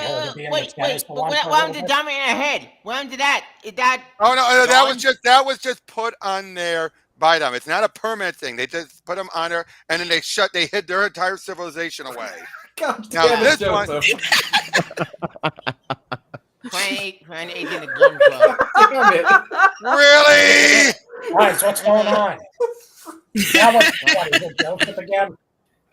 Well, anyway, this one is a nod to H.G. Wells, the gun club, which goes back to from the Earth to the Moon. Of course, 1950s, or 60s, I guess. Yep. Oh, I love this. Please leave, but CDC. He has diseases. He gives them to girls. Well, you don't want to know how, bastard. Nice. I know, but again, the fact is, that's a perfect way to get a girl from Bond to run off. Yep. Oh my God. Wow. He It's doesn't wash his amazing. hands. Well, I'm assuming. Bond, it'd be a. Oh, look at this! He threw a cigarette at a pigeon and killed it. What the fuck? What the That's fuck are we so reading? Turns out that is a setup. Turns out that is a setup for something later. The pigeon Magical is cigarette? Pigeon? No. Dying? There's something special Evil about pigeon? his hand. No, his hand. Something special about his hand, but we won't find it out for a few more issues. So the Is writers. that how he gets the ladies? Yeah. So the writer setting up a special Very thing, a funny. special power is by killing an innocent pigeon. The spark. That's not James Bond. That's Bullseye. But Hey, basically, yeah, Bullseye. I this have it in giant my ship. shirt. This ship is crashing down. Why does Right everybody in- always default to Sean Connery? Why can't they do Roger Moore or Timothy Dalton? I'm begging somebody. I think that's more Pierce Brosnan for Stone That's there. Pete I Broadman. think- That's Pete Broadman, James Bond. I love Pete Broadman. He's awesome. Those guys are hard to Okay, impersonate. all right, But yeah, so- okay. Anyway, something I'll crashed from give you a space, beer. and William Lesnar is heading down there to deal with it. But while they're taking it away, turns out he got ambushed by Planetary, which leads them to fighting and taking him down, knocking him out. Take that. Yay! piece of They crap took the away one, from me. the evil Nazi Fantastic Four guys. Right, and so they found out about that. Yeah, this was an early attempt at shooting a rocket to the moon using a giant gun. Unfortunately, though, the way it was done was it ended up causing it to go into space and make a big loop around back. It's kind of like a cartoon. Things, let's buy a gun to space, see what happens. Like Home Alone. Yep, but yeah, so we found out about all this, and yeah, We find out about all this. right. But now this clearly you can tell it's a nod to Space Odyssey. 2 better one, Space Odyssey. This is Dun, getting dun, weird, isn't it? dun, Which we dun, actually got a dun, series dun. of on Space Odyssey. 2 better than 10 Space Odyssey. I Yep, looked it up. Yep, I know. It's gonna get But weird. so yeah, basically they're going up there to research all this. They're helping out a group of angels. These are one of the ones we Right. saw in a prior story. All right. I think. Carrie called it. Of course. Yep. Angel. And basically they're taking What them- the fuck is that design? It's like something out of Yeah, Johnny SCP. Alien. What the hell? It's a I fool. know. But basically, It what looks they're- like one of those sex dolls.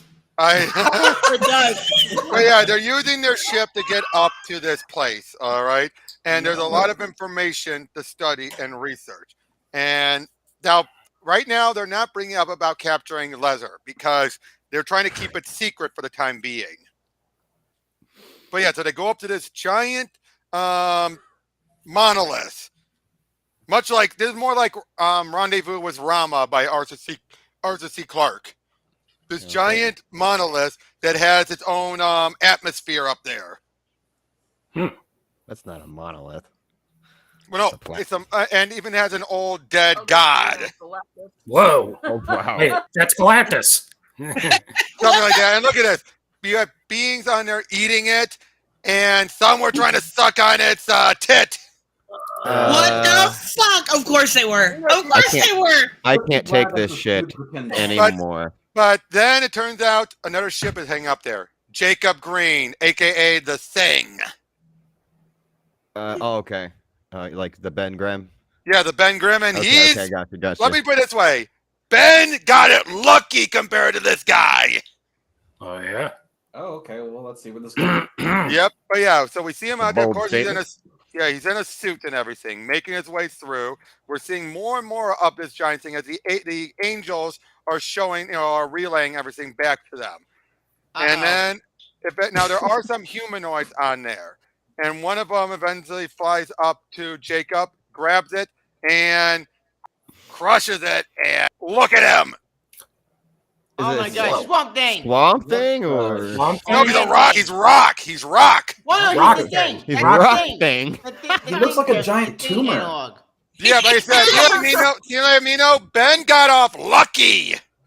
Yeah, I mean, Ben Grimm did get lucky. Yeah, He's we doing Ben a call can that make the lucky, joke that he yeah. gets his rocks off, but this guy, holy shit. Yep, This guy, the monster. but here's the thing, Elijah's ready to detonate the Angel's ship.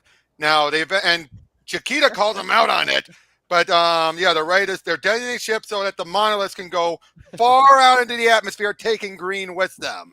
He's taking Green off the board by doing this, and the Of Angels understand They sink them because they'll be able to study that place for over 1,000 years.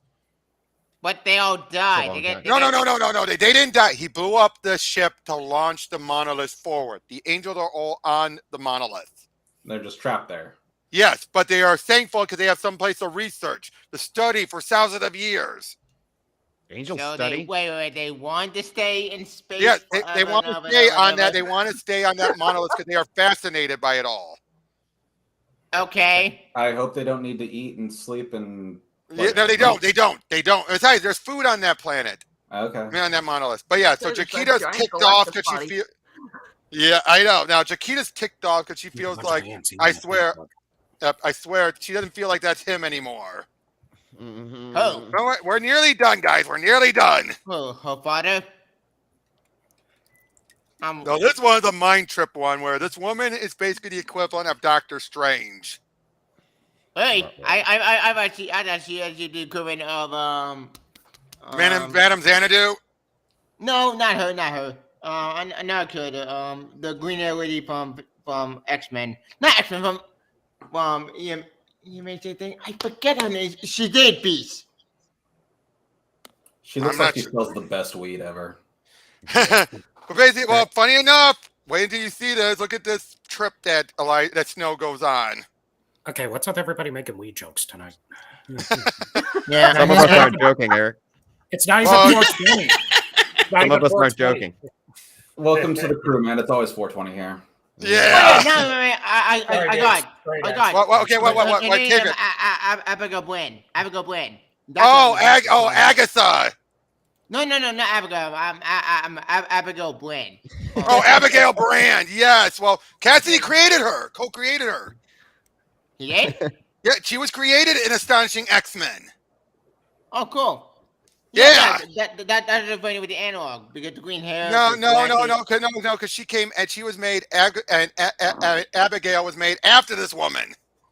Oh, so she's the analog of her. No, not even close, Tavia. I know, but it's in same design. The green hair with the gray, not the gray. Okay, but anyway, now we're gonna get the torture of William Lesser as we get a bit more about his history. Lone Ranger. Oh yeah.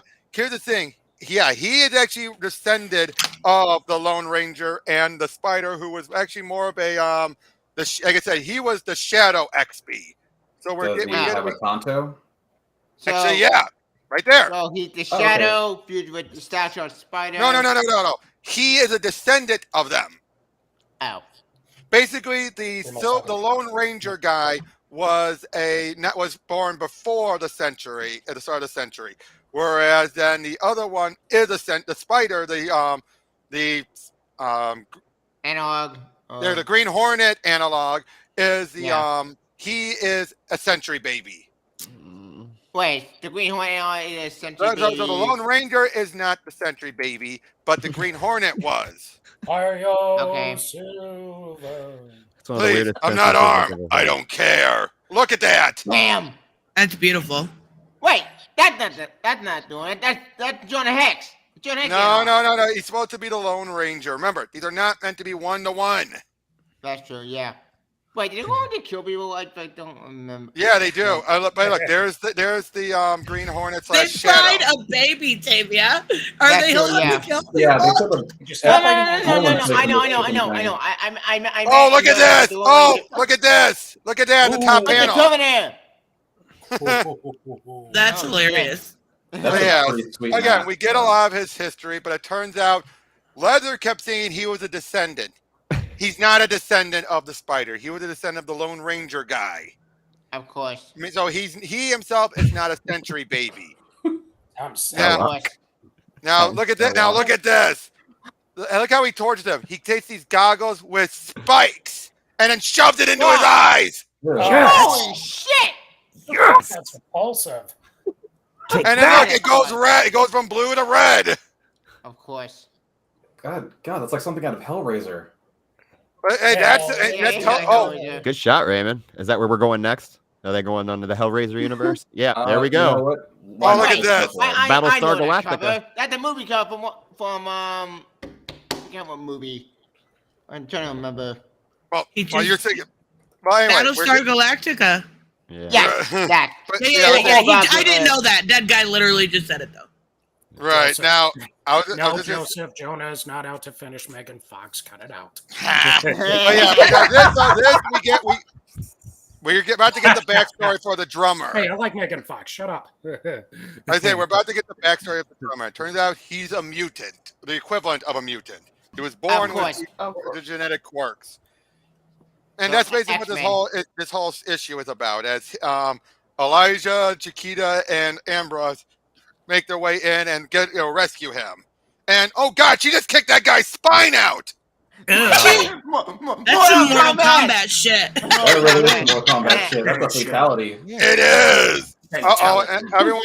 Everyone's heads, all the other kids' heads are about to explode. But they get it off of him because they don't want anyone to take them. But why? They say this one. Why? So they can prevent because Planetary is showing up to take them. So of course they don't want him to be taken. Yeah, look at that bad guy. They get it off of drummer's head. Yeah, look at that. You'll never take my kid. Oh shit! Yeah. Well, it looks like they failed miserably to save those kids.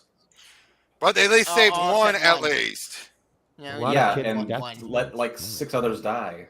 Good job. I know. But yeah, he basically uses his abilities to cause the whole place to self-destruct. Yay! Oh, worst rescue ever. It was the worst rescue ever. I'm in agreement with that one. They didn't bound for that. But yeah, so then he meets up with Stone again as they're chit-chatting a bit about everything. Something like that. Now I love this cover here. I love this cover here because it's basically the copy of the Planetary Guide, which is the inside cover of the omnibus. Oh, that's cool. The omnibus. All the buses. I mean, it's fitting given how we heard about these Planetary Guides. Yep. That bus goes in all directions. Now this is where we get a bit more connecting the dots and everything, as they're in their Brazil headquarters. Jesus wants a hug. What? Jesus wants a hug. Did you see the statue? Oh yeah, I did see that statue. Give Jesus a hug. But yeah, so they make their way down, and we see all these different Planetary Guides. And basically, this is where Elijah starts to explain so much about what's been going on in the past number of issues. And basically, he starts to realize that being a Century baby meant that they are meant to do something special for the world. In his case, he's always going to save someone. Even means that other lives have to die to do it. If he's going to save someone he intends to save, he's going to do it. So he's like Peacemaker? Something like that, yes. But yeah, this is where then Chio and Jakita finds out about her mother, and he even says, "You could have been my daughter." That's not helping the case from earlier. But again, he was snapping at her simply because, like, I told you, it's like, but Elijah, don't give me that. I changed your diapers, meaning like I've known you since you were a baby. Yeah, I think she was talking about this woman not being like completely black or something like that, because both. Her mom was black, and what was it? The Tarzan guy, Blackstock. Yeah, Black. God damn, that's a fucking porn star's name. That is absolutely a porn star's name. But basically, throughout all of this, black. Yep, that's right. All of this, they basically were just getting a summary of everything that's been going on about how, and he's making the case that I'm saying we have to stop. Joseph, enough of the bananas with the Jakita. Eat a banana is a great meal. Damn it, that robot in my local stew. Leonard sings that every single time. Yeah, but yeah, basically it's made clear that again, we're just getting reiteration stuff like the four are just repressing all kinds of information, everything about it. And then I saved you, Jakita. The elders of the Opak Ray were going to leave you in the jungle to die. I saved you, Drums. You were a puppet, and all puppets are eventually tossed in the trash. I spent my life saving information, knowledge, and experience. And I'm going to save Ambrose. It's what I do. Yeah, I don't much care for who has to suffer for me to achieve that. I'm not playing anyone's game but my own anymore. But then the four attack the building, blasting it all the way down, killing everyone in the building. Fortunately, the bunker able to survive and withstand it all. So everyone else was killed. And this makes it clear to them more than ever before, there's no with them. They need to go down. They have to stop. They have to stop them now. We have to take them down, but I mean necessary. Exactly. Now this is where we then get a big reveal about with Jack Stone. Turns out he never worked for Anna Hark. He's been working with the Four the whole time. Traitor! It turns out he was the one who blew. He is the one who blew up Hark's building. He's the one who contacted Wilder to come in. And he's the one who posed as the mugger to lead Wilder there. Why? Because the Four wanted to have some way be able to trigger it. They had no idea what would happen, of course, and it ended up sticking in their craw that they weren't able to get a hold of this. So they were ticked off at Stone. Stone, fearing his own life, that's the reason why he started pointing Elijah to start to remember to save his own neck. Of course he did. But because I can't have a major intelligence player helping the Four, not now. And so this leads to a fight between them. And we find out that the same hand he used to kill the pigeons called the Devil's Paw. Of course. So, which is a nod to something that not Nick Fury, but Baron Blitz Stokoff used in S.H.I.E.L.D. You sure something like that Hellboy reference? I know who it is. Yep. But yeah, leads to a big fight, but Jakita's able to take him down hard. So David and I'll get out there booing. I love this. Well, I'm so glad you saved me from the Four. I mean, they might have hurt me, you bastard. Turned out he had a bomb in his chest, but thanks to a little help of drummer and snow freezing it, they were able to get it out of him. And so he's saying now, I need to know more about the Four. So we find out when the probe went through there, they ended up on another Earth. An Earth. Of course they did. That looks just like Apocalypse.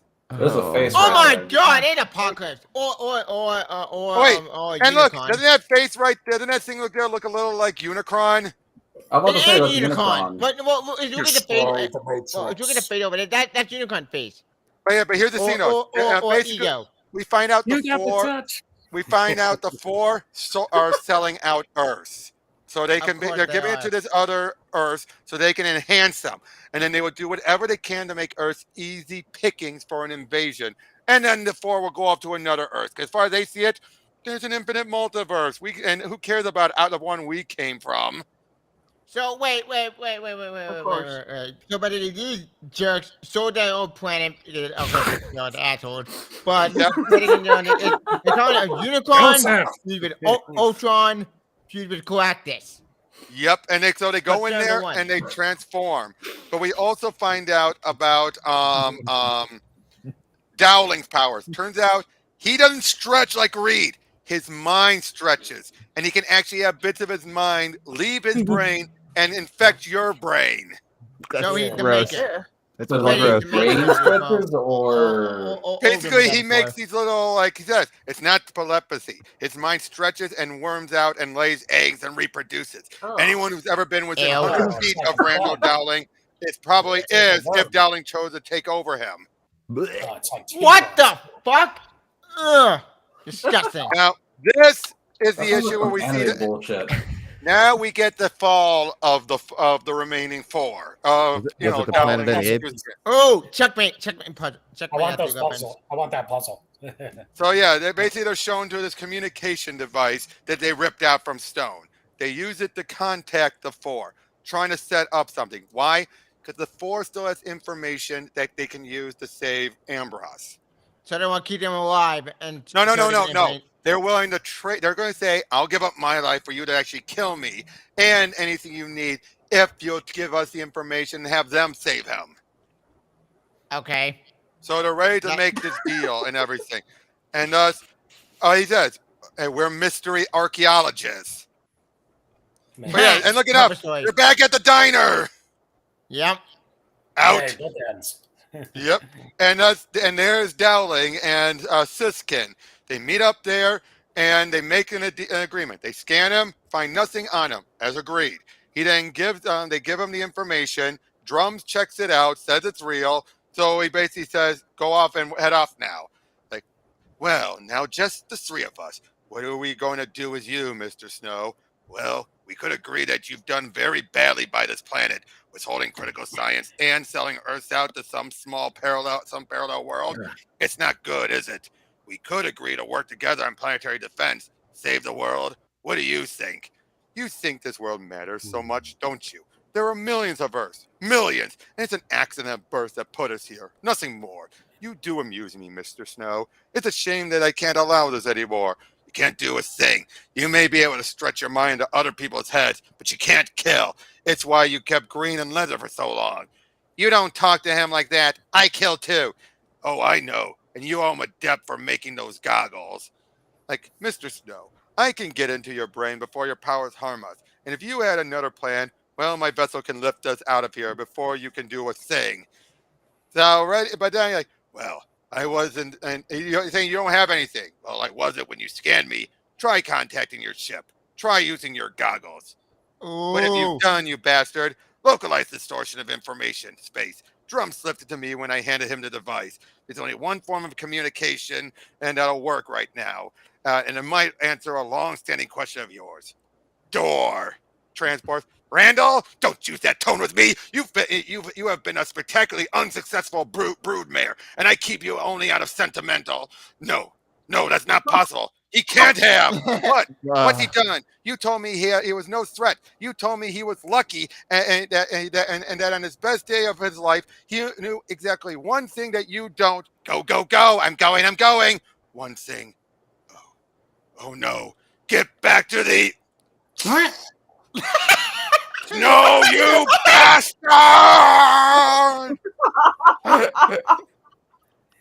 Connor! Yep, where to, Mr. Snow?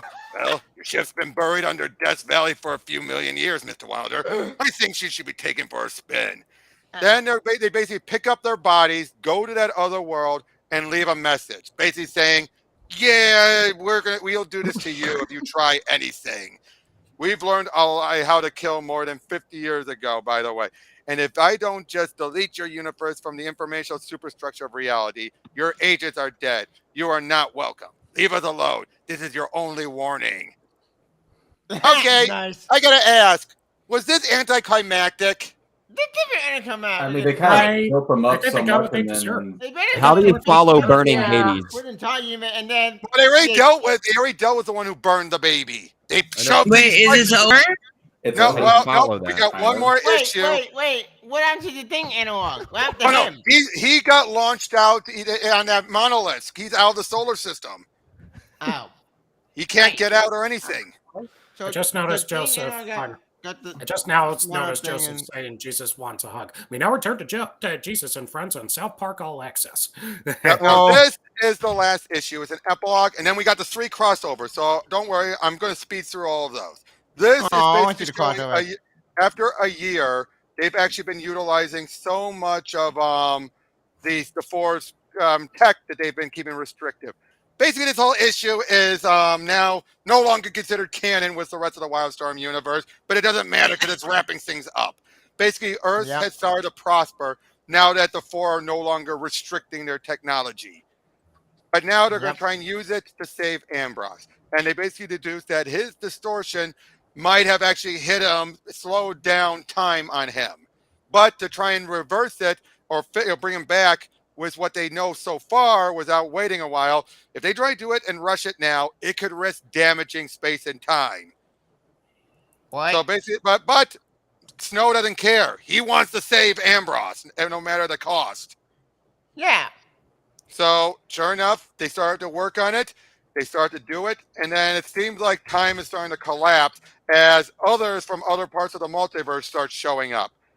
Hey, you, quit worrying. The real good stuff hasn't happened yet. Well, not to you. As more and more show up, and then sure enough, things start to go crazy. Jakita stops it, and Ambrose is there. They finally saved him. Doctors run over there, and like, what? That's it? You came back to see this? We thought it'd be funnier if I waited. Sorry. meaning that That's he's funny. been back in all these other worlds, but they held off until they made it clear. I'm never going to say it enough, but thanks, Elijah. Thank you for my life. And basically, yeah. So this was all an epilogue showing that, yeah, like in a long future ahead of us all. It's taken a long time to get here, but you and me and her and him, we're just getting started. All right. Wait, there's more. Editor on his last issue, Ben Abernathy, current editor of the Batman books. Yeah. Wait, that good or bad? That's good. Now, I said I'm just going to breeze through the crossover. Yeah, this is the crossover with the Authority. Like I said, this one, except for one moment, they don't actually meet, interact with each other. No interaction. Not really. How is that a crossover then? No, because they're both dealing with the same problem from a different point. So right now they're dealing with all of the these creatures. Now this is Phil Jimenez doing the artwork. Now I love it. I love his artwork. Back in 1931, Snow is meeting up with a writer. It's H.P. Lovecraft, and he finds these weird eggs. And playing up the idea of H.P. Lovecraft being a racist, he said he believed they were. He believes they were Negro eggs. He thinks that that blacks had were reproduced like lizards. Oh yeah, I forgot. H.P. Lovecraft, the real guy with a jerk. I forgot about that part. And blow the eggs apart, Mr. Snow. No Nubian America. No Black Planet. Yep. Yeah, the Black Planet Public Enemy. Yeah, go Google HP. Oh yeah, look at that. We have Apollo and the engineer. The engineer. Not machine. But yeah, basically they're fighting off a bunch of them, but meanwhile, Snow is because he is aware of where some of these creatures are coming from. He knows where to go, and they have to go.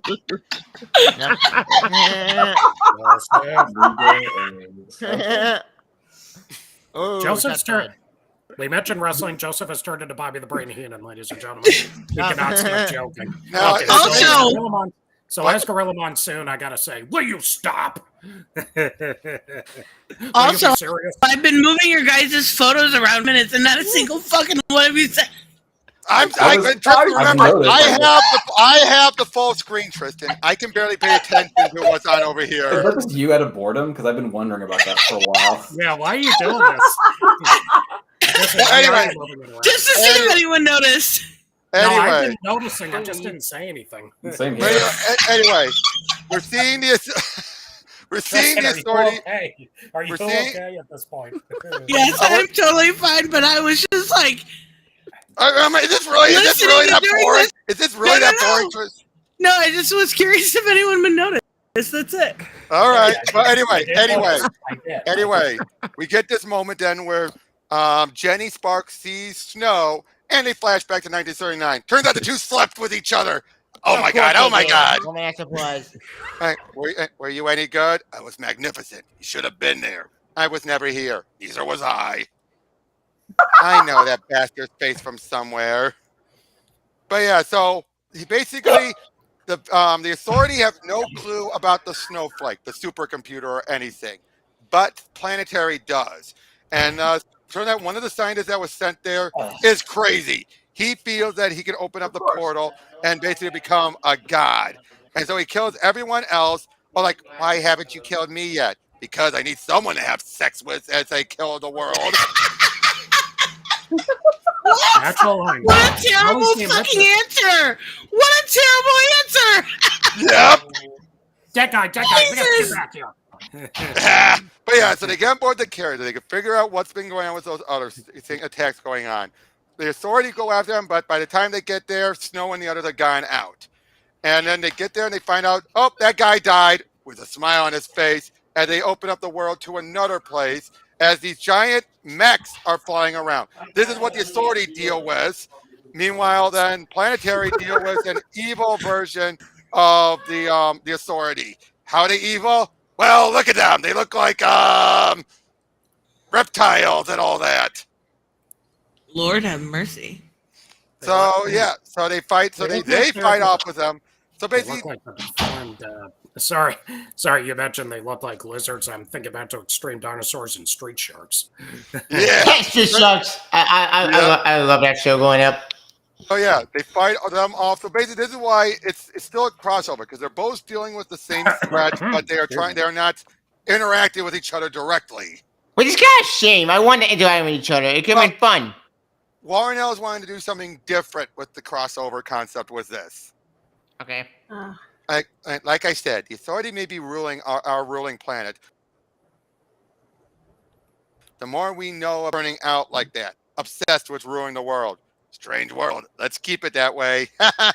Now, next is the JLA planet. This one's an Elseworld. In this version, the planetary group are this world versions of the four. In fact, so they're the bad guys here. Jerry Yardway. The Planetary are the villains? Yep, they are the bad because this is an Elseworlds. Okay, I get that, but why make them the bad guys? No, the Justice League can be the good guys. Okay, so basically, I want to have them team up than be villains. No. Okay, but he's trying to do something unique with this, Tavia. Got it. All right, but yeah, so basically we have Wonder Woman, and they're in a world that still has a lot of the technology, in this case, the door technology, but they're still being repressed. Everyone is still being repressed. Wayne Industries is still around as Diana meets up with Bruce. And I've always wanted to see stately Wayne Manor. We meet up with Alfred. Bruce Wayne and his young ward Dick Grayson. Yep, and then Mr. Kent shows up. Now, none of them have been Superman, Wonder Woman, or Batman. None of them. But they've all dealt with the Planetary. They've all affected their lives. Diana will get to a bit more, but we then find out that Snow killed the Waynes, and they also had the Kents killed. And look at this. Yeah. Superman is pissed. God, this got dark. What? Yep, but we also find out that in this version, Diana had left that version. It's basically just like the Planetary version of Wonder Woman, but she got out of there before the place was destroyed. Before destroyed by the four. So she survived. Last one standing. We find out that Barry Allen and the Atom have all been experimented on, and their technology stolen. So basically, this whole thing is for the Justice League, the Trinity, to take them down. Of course. Wait. Does that mean what the next universe? Or I know the Elseworld story. I get that, but does that mean Teen Titans exist? None of them. No one exists. These are the only three remaining heroes. So it's the Trinity, not just the Trinity. Because if they make their way in, they soon find Dr. Erdel, the guy who ended up bringing in the Martian Manhunter to Earth. Well, he's working on a similar technology. The Planetary decide to head on down there. Ambrose heads there, just as Martian Manhunter is brought in. But unfortunately, he dies because of the atmosphere in this version. Damn! God damn it! Why does everyone die? Ambrose Look out, he's dying. Look at this. Look at this. Well, now, hello, Mr. Kid. Right, but as he's saying it, Superman just takes out his guns or explodes its communicator.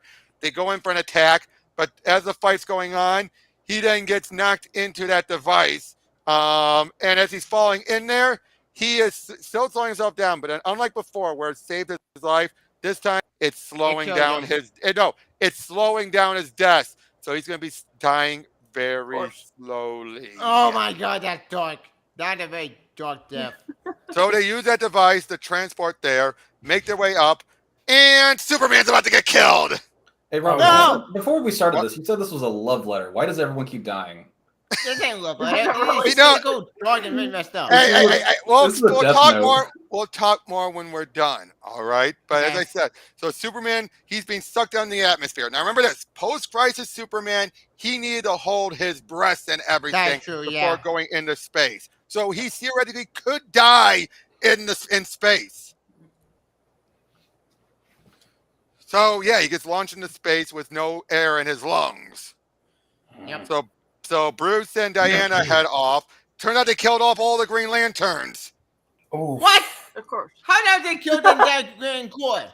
Yep, and no, anyone who came to Earth, they stopped and put a bullet in their heads. So John Stewart dead, Hal Jordan dead, Colin dead, everybody's dead. Now we're about to have Diana versus Jakita. Oh, this kind of cool fight. Cat fight. Yep. And Bruce puts on a proto Batman outfit and is ready to deal with Snow, who in this version looks a lot like Lex. He does look like Yep. But it looks like for a moment Jakita's starting to win out, it seems like. She's starting to win. But then Bruce gets the upper hand on Snow. Takes him down, but he says, you still won't kill me. You have to kill me or you'll never be safe. And Diana killed him. Oof. Of course. Cool. Well, Mr. Wayne, it seems that we've won ourselves a world. What shall we do with it? And we then see a bit of Clark's Bromades. He's Now- dead? What So the this is- hell? That's Last not one. love letter. This is Tim Love Letter, man. Hey, By the last way, one. I noticed That's Diana's got the white jumpsuit on from the 70s. I They think still it's meant killed to be. Superman. Superman's still dead now. What the hell? Anyway, What? Planetary Batman. Now again, this is originally going to be a different a chapter of the main book, but when they offered to do a crossover, he separated and decided to make it like this. And they said this book, this book honors several versions. And you can see at the bottom, look at this. This book honors several versions of Batman from past eras and should be taken in the context of the time of each represents. The Batman holding a gun on page 40 is the same as depicted in Detective 32 from 1939. In other words, to make it clear, don't bitch and moan. It's taken specifically from that version. I agree. Thank you. Finally, someone get the reference. I might have it. So yeah, basically they're in Gotham City that exists in here. And they meet up with Dick Grayson and Jasper, the Joker. No Tim Drake? Boo. I want Tim. Anyway, so yeah, they're in there. They're being walked around. As it turns out, someone is attacking and killing people. It's not said if it's Batman. It probably is not. But they find out about Crime Alley. They told you a head full of an abyss, whatever.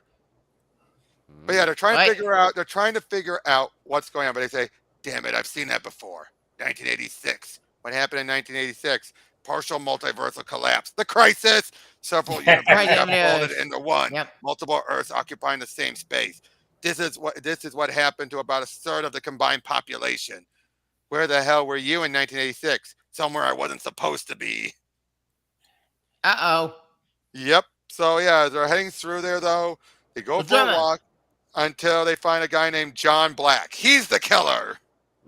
It hurts. Who? No, this guy's his name John Black. He's the killer that they're finding. Like no, apparently he's causing these worlds to portals to open. Okay. And then yeah, they soon meet up with Batman. There's Batman. You got that in any of your files? Never seen anything like it. You and Drums get after Black. I'll keep it busy. Not 940 Batman. Not a murder method I've seen, and I've seen most of them. What do you know about this? And nothing you need to know about. My associates are running down the man responsible. He has an unusual medical condition. We're taking him out of this city, and he'll be dealt with. He'll be dealt with here. And you just sit there into a fight between them, and let's put it this way, she starts to like him. It's definitely a problem for you. Tell me you're single. But as the fight's going on, it causes another shift. And as they're fighting, soon, he starts to win out against her. Oh, look at this artwork. This is also Cassaday. That's weird. You can't leave Shiva to bring him. To a degree, but then this is different. Stand aside. Now what, Eric, you can do this if you want. Adam, what? Stand aside, citizen. There's a miscreant on the loose in the Gotham City. And actually, weirdo, I'm going nowhere. You're staying here while my boys fix the situation. I'm sorry, ma'am, but as a fully deputized police leader of the Gotham City Police Department, I cannot allow that man to go free. If you go through me. I can't hit a girl. You know, you were much more attractive a moment ago. Bat apologies. By the way, bad female villain repellent. Oh my god. Bat, get me the bat shark repellent spray. Oh, I love that. Oh god. Okay, just give me a second. Let me just. Oops. Oh, I'm busy tonight. You are costing me valuable time and protecting a lunatic. I know you're behind me. From this position, there are 9 different ways to take you down. 6 of them kill you outright. All of them lead to your friend here being accidentally rendered unable to walk for the rest of its life. Think carefully. Who are you? Who are you? I'm the Batman. Batmobile, intercept. Batman. Batman. Maybe I should have a good name. Call me Mr. Freeze. Ha! I love this. That's Mr. Freeze to you. Brain freeze. I know. But then they keep on fighting, and then there's another ship into the Neil Adams version. Oh, cool, Neil Adams. Yep. I miss Look, Neil Adams. look both ways before crossing the street. If you're sick, it's Arkham Asylum for you. But you're going to meet Commissioner Gordon's boys first, regardless. Sorry. Hurts. Of course it hurts. You've been run over. No, what I did. Not me. Didn't mean to. As he said, the murders he committed while in this fugue state occurred on Earth. Somehow they have. What? What? What is it? What the heck? Not her. What is it? It's not her. It's someone else. Okay, someone get rid of that. Someone get rid of that. I just did. I can't. Not again. I can't. Oh my god, I was muted this time. Oh my god. Thank you. Yeah, that's not happening. I don't get. What happened? But basically, a troll was trying to spell something out that they shouldn't be spelling out. Damn. Oh, and now look at this. Crime doesn't pay. Crime mustn't pay. Oh, but yeah, I didn't remember about what happened. Apparently, that boy's kid was killed, and parents were killed just like him. Now, this Batman is clearly a unique Batman. John Cassaday's own take on Batman. Oh, the artist. Sorry, my bad. Sorry. Oh God, you're not a cop, are you? I don't think vigilante is the right word either. What's your name? John Black. How did your parents die? They were shot. What are your intentions? The people who killed his parents killed many other people and left damaged goods like him behind. His memories will give us vital clues to tracking those people down and bring them to justice. They're the criminals here. It's your panic that's doing this. You've lost control and it's causing this rotation effect they're talking about. That was you, wasn't it? The little boy. How do you do it? How do you cope? Do you remember your parents? Yes. Do you remember their smiles? Yes. Do you remember the times when they made you feel safe? Yes. That's what you hold on to. That's what you could do for other people. You can give them safety. You can show them they're not alone. That's how you make the world, and the world makes sense. And if you can do that, you can stop the world from making more people like us. And no one will have to be scared anymore. He still needs to answer for the crimes he committed. He will. And the families will be aided and compensated to the best of our considerable resources. Not the same as having their loved ones back, but it's better than nothing. We're rotating back. He's relaxed. I'm trusting you to do the right thing. I don't care if you're from my reality or not. This is still my city, and I'll find you if I have to. I totally beat you up, you know. If that's what you want to believe. I totally kicked his ass. You like him, don't you? He's your special bat friend. Get away from me. Told you this town is insane. And that's everything. That was everything. So, what did you all think? Oh my this god. This is weird, confusing, but also very interesting. But one else. Unfortunately, it's only more confusing because I breezed through it all. But overall. I begin to think we need to do these in parts because you keep breezing through everything. Yes. Context is lost. I understand that. Yeah, but did it at least get you guys? Did it get you guys interested to want to buy it? Not really. I kind of did check the series out. Maybe. What? I mean, it was amusing, but it wasn't the love letter that I thought it would be. Yeah, this phone's cynical. But it's still, you could definitely tell the XPs, the nods he was making to everything. Yes, a lot of them died, but it's also his way of just trying to. Oh, geez, someone. I think that's on my end. Hold on.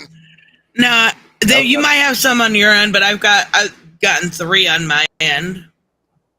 Okay, Raymond, you got that one too? Actually, yeah, they're all the same person. You're right. It's and they're trying to make Thomas Rowley up. I know that's not the same person. No, it's not. They're the reason why I give so many wrenches out, by the way. Yep. Well, this was really easy to tell, and I just reported them for impersonation. So exactly. Yeah. But anyway, but overall, would you guys still say this was an interesting story still? I think an interesting story. Again, Wild Story what even I don't know anything about. The only one I know about was the 40, Midnight Apollo, and yeah, I get that. But that's it. But this whole idea of them trying to find out the truth and that about the secrets and how the 4 were trying to keep it all, condensed keep it and everything. Secret for themselves because they even that before. And then obviously, just seeing all this different stuff about, basically maybe it wasn't so much a love letter so much as it was a shout out to all the history of 100 years. And you gotta say he definitely. Yeah, but, I think the word you're looking for is an homage. Homage, yes. Perfect. Yeah, homage. Yeah. Yeah. But you guys see also the artwork was incredible, wasn't it? That was great. I love the artwork. Yes. The artwork. Speaking of homage, I really think. There was no homage to Spider-Man, which is confusing because everybody could. Oh, geez, we got another guy. We got another one. Another one. Just block and ignore. Don't. They just want to. No, that was on your end. I know that was on mine. That was on mine. No, that one's on your end, man. Pad. Who are these guys? It's Comicsgate. Losers. Of course, woman that supplies those assholes. No Comicsgate, I know. These Comicsgaters are jerks. Sheesh. No, yeah, but anyway, but what did you guys think about Snow? Snow was anything hero? Wait, was he the hero or the villain? He's the hero. Snow is the guy in white. Oh yeah, that's him. My bad. I like Snow. I think the Indian character. Eric, what'd you think of Snow? Yeah, I agree with Tavia. He was interesting for what he was. That was seeing all this happen all throughout the years and stuff. And slowly uncovering his past and all the conspiracies. Did you notice the change in him from the moment he I'll buy another one. Did you notice though the change in him from the moment before he remembered everything to afterwards? Yes, he became like a jerk. He became actually. Yeah, well, no, he became much more serious about everything. Yeah, he did. Yeah. Apparently, I can't seem to hide anyone on my own channel. What the hell? I can't do it. What? That's odd. I can't do it either, man. So yeah, it says error. Try again. What the hell? Yeah, I don't know. What's going on here? Okay, well, I just put him in timeout so I can deal with that. I got it. Oh, Tris, I think you got it, Tris. Thanks. Yeah. I couldn't do it. What the hell's going on there? Yeah, I don't get what was going on.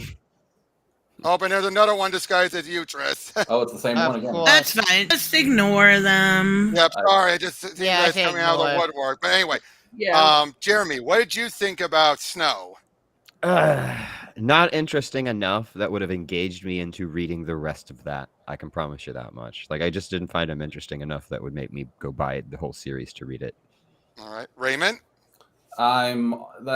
Actually, Dead Guy kind of said my sentiments exactly. It's fine for what it is. It's just not something that is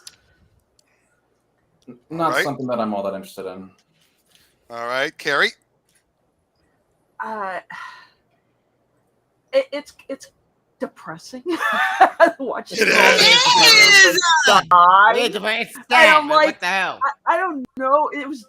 It'd be like no. I don't know if I'd visit it. Definitely wouldn't reread. Well, if it's I Waterstone. Waterstone is depressing. Okay. Tristan, what about you? Okay, here's the thing. If we're comparing like teams that are similar with these guys in the Authority to me is far superior, far more interesting. Maybe it's because there was more characters or the fact that I like Midnight Apollo so much, but honestly, I liked the characters. And now I can't unhear Jakita though. Like when you say Jakita, I love it. I love it. But moments that were so absurd that I literally killing the baby and all that. Roasting the motherfucking baby and then killing the entire Trinity, like absurd and amazing all at the same time. That's true, but amazingly absurd. Now, in the case of with the Justice League and everything, let's be the Trinity. Oh no, I mean that one Trinity, yeah. But again, that emphasizes the threat level that they have. Yeah, that Planetary have. But I think also not Planetary. The four who are the four, yeah. But let's be honest though, when it comes to the four and everything, they were building up so much of it was built up because they had Leather and Jacob. Remember that they had Leather and Jacob. And Invisible Woman analogs.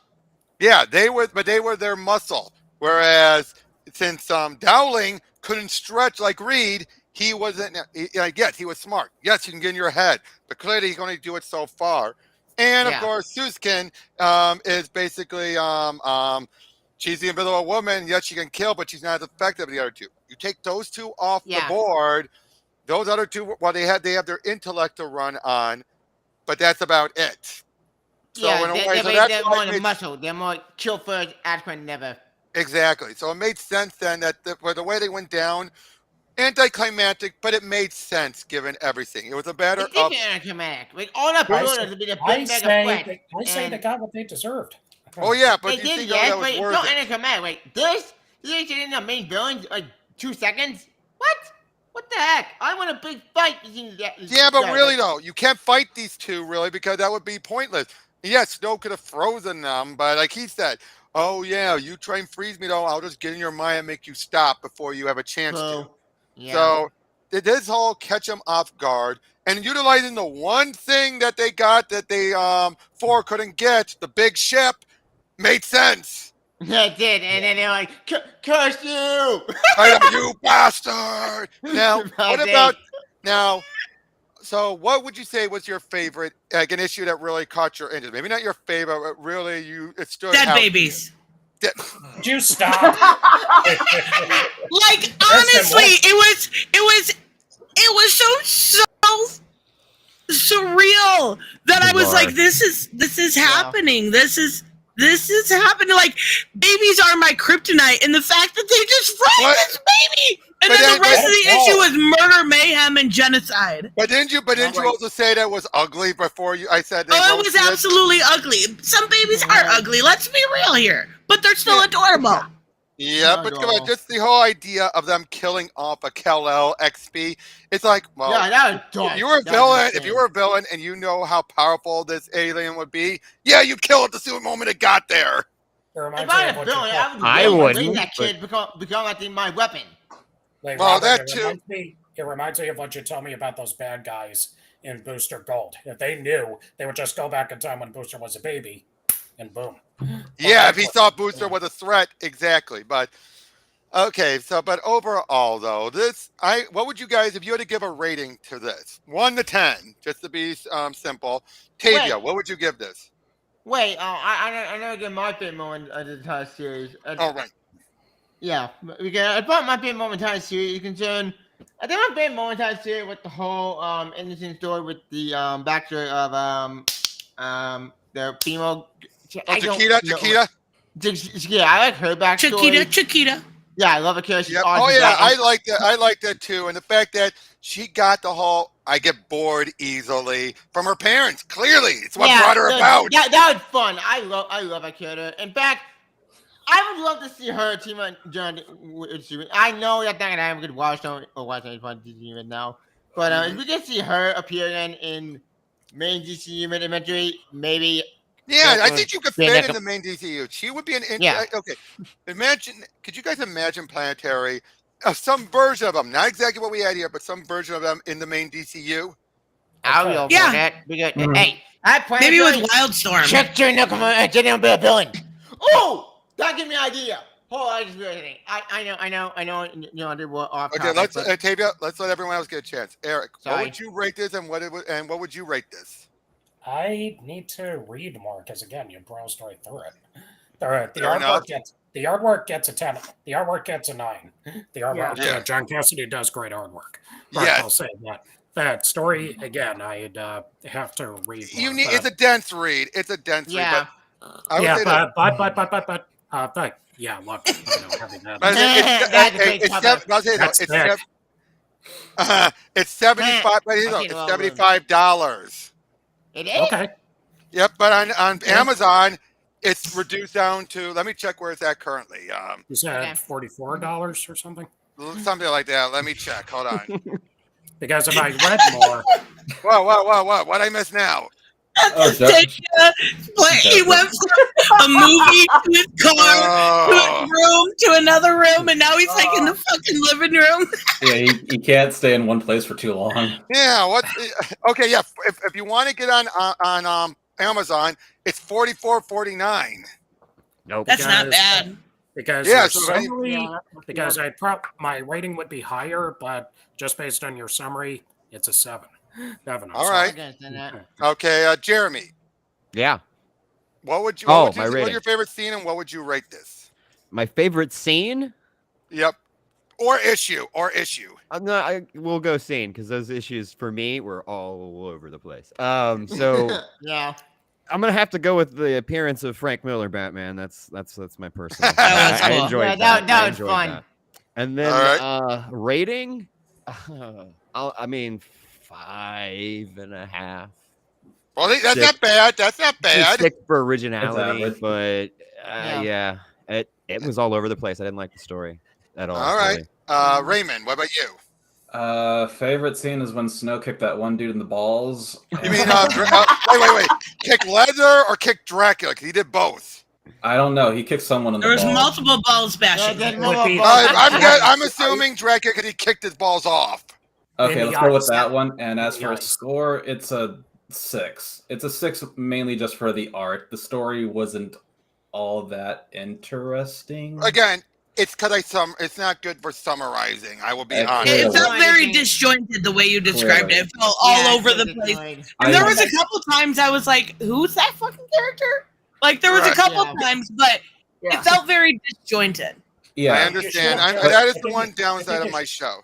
Yeah, I think you should have chosen a better book for this. Maybe this should have been a 2-parter. Maybe I should have done the Ultimates. Ultimate is the one that you understand. I do open this 2. I don't open it 1. So. My final answer is a 6 for the art and the ball kicking. Okay, Carrie, favorite. Yeah, this should have been a multi-parter, Rob. No, you're right. You are right. Carrie, favorite issue or scene and your rating. That the interior of that ship was just amazing and beautiful. Yes, it was. Cassaday's artwork in that. Overall, though, again, art is great, like everybody else is saying, but I'm gonna have to be like a 5. It just felt like Ellis was just trying to do this like weird tribute to every genre he loved. That's the word I should have done more. Not love letter, a tribute. It's what I should have said. Yeah, tribute. Love letter. Homage. An homage. Yeah, it's like every issue was something. Like you had the kaiju issue, then you had the pulp hero issue. It was like, okay, where are we going with this? How does this all connect together in one? The kaiju issue is my favorite. I might need to just read it. It does connect. Yeah, I noticed it connects together at the end. It just takes that, but because it's 27 issues, it takes a while to get there. Yeah, it's a very 26 and an epilogue. Yeah, this is definitely a writing for the trade comic. It was very decompressed. This was at the height of decompression of comics, or just above the, or I should say, just about the peak of it, because we hadn't gone to Bendis Ultimate Spider-Man. Bendis done great. No,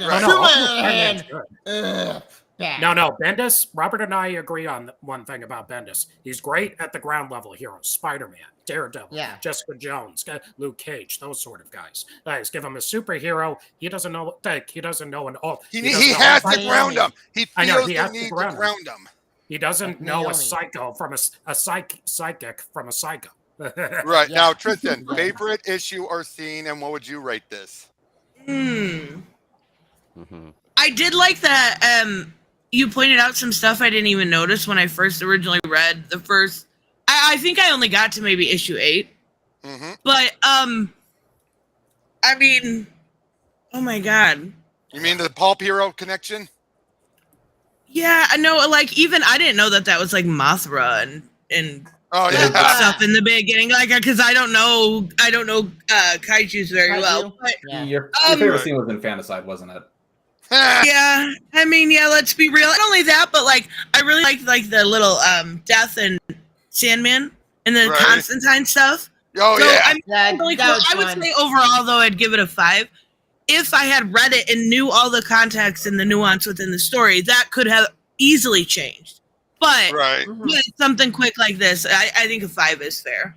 Right. I gotta say, that Vertigo issue was definitely one of my favorites. Just this it's really good. Again, given the context of the era, it made sense that in his mind he was closing the door on Vertigo in a lot of ways. Robert, I gotta go. That's all right. I was gonna wrap up anyway, Tris. I was about to wrap up. I never get my rating. What was your rating? Hurry up. As far as the series as a whole, okay. I'm trying to look better because I got so confused and lost that. Yeah. Sorry, David. Yeah, make it quick. I know. Our bladders cannot hold it anymore. To make that super quick, I give this to I know, and I'm gonna hear about it. I'll get 5 out of 10. That's fine. That's fine. I feel confused. That's fair. But again, thank you guys so much. 200 lessons, nothing to sneeze at, is that? Thank you so much. Amazing.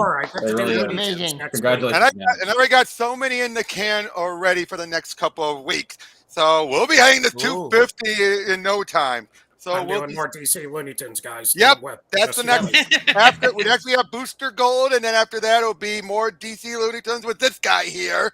And way too much. Yep, and we'll see you all on the next one, though.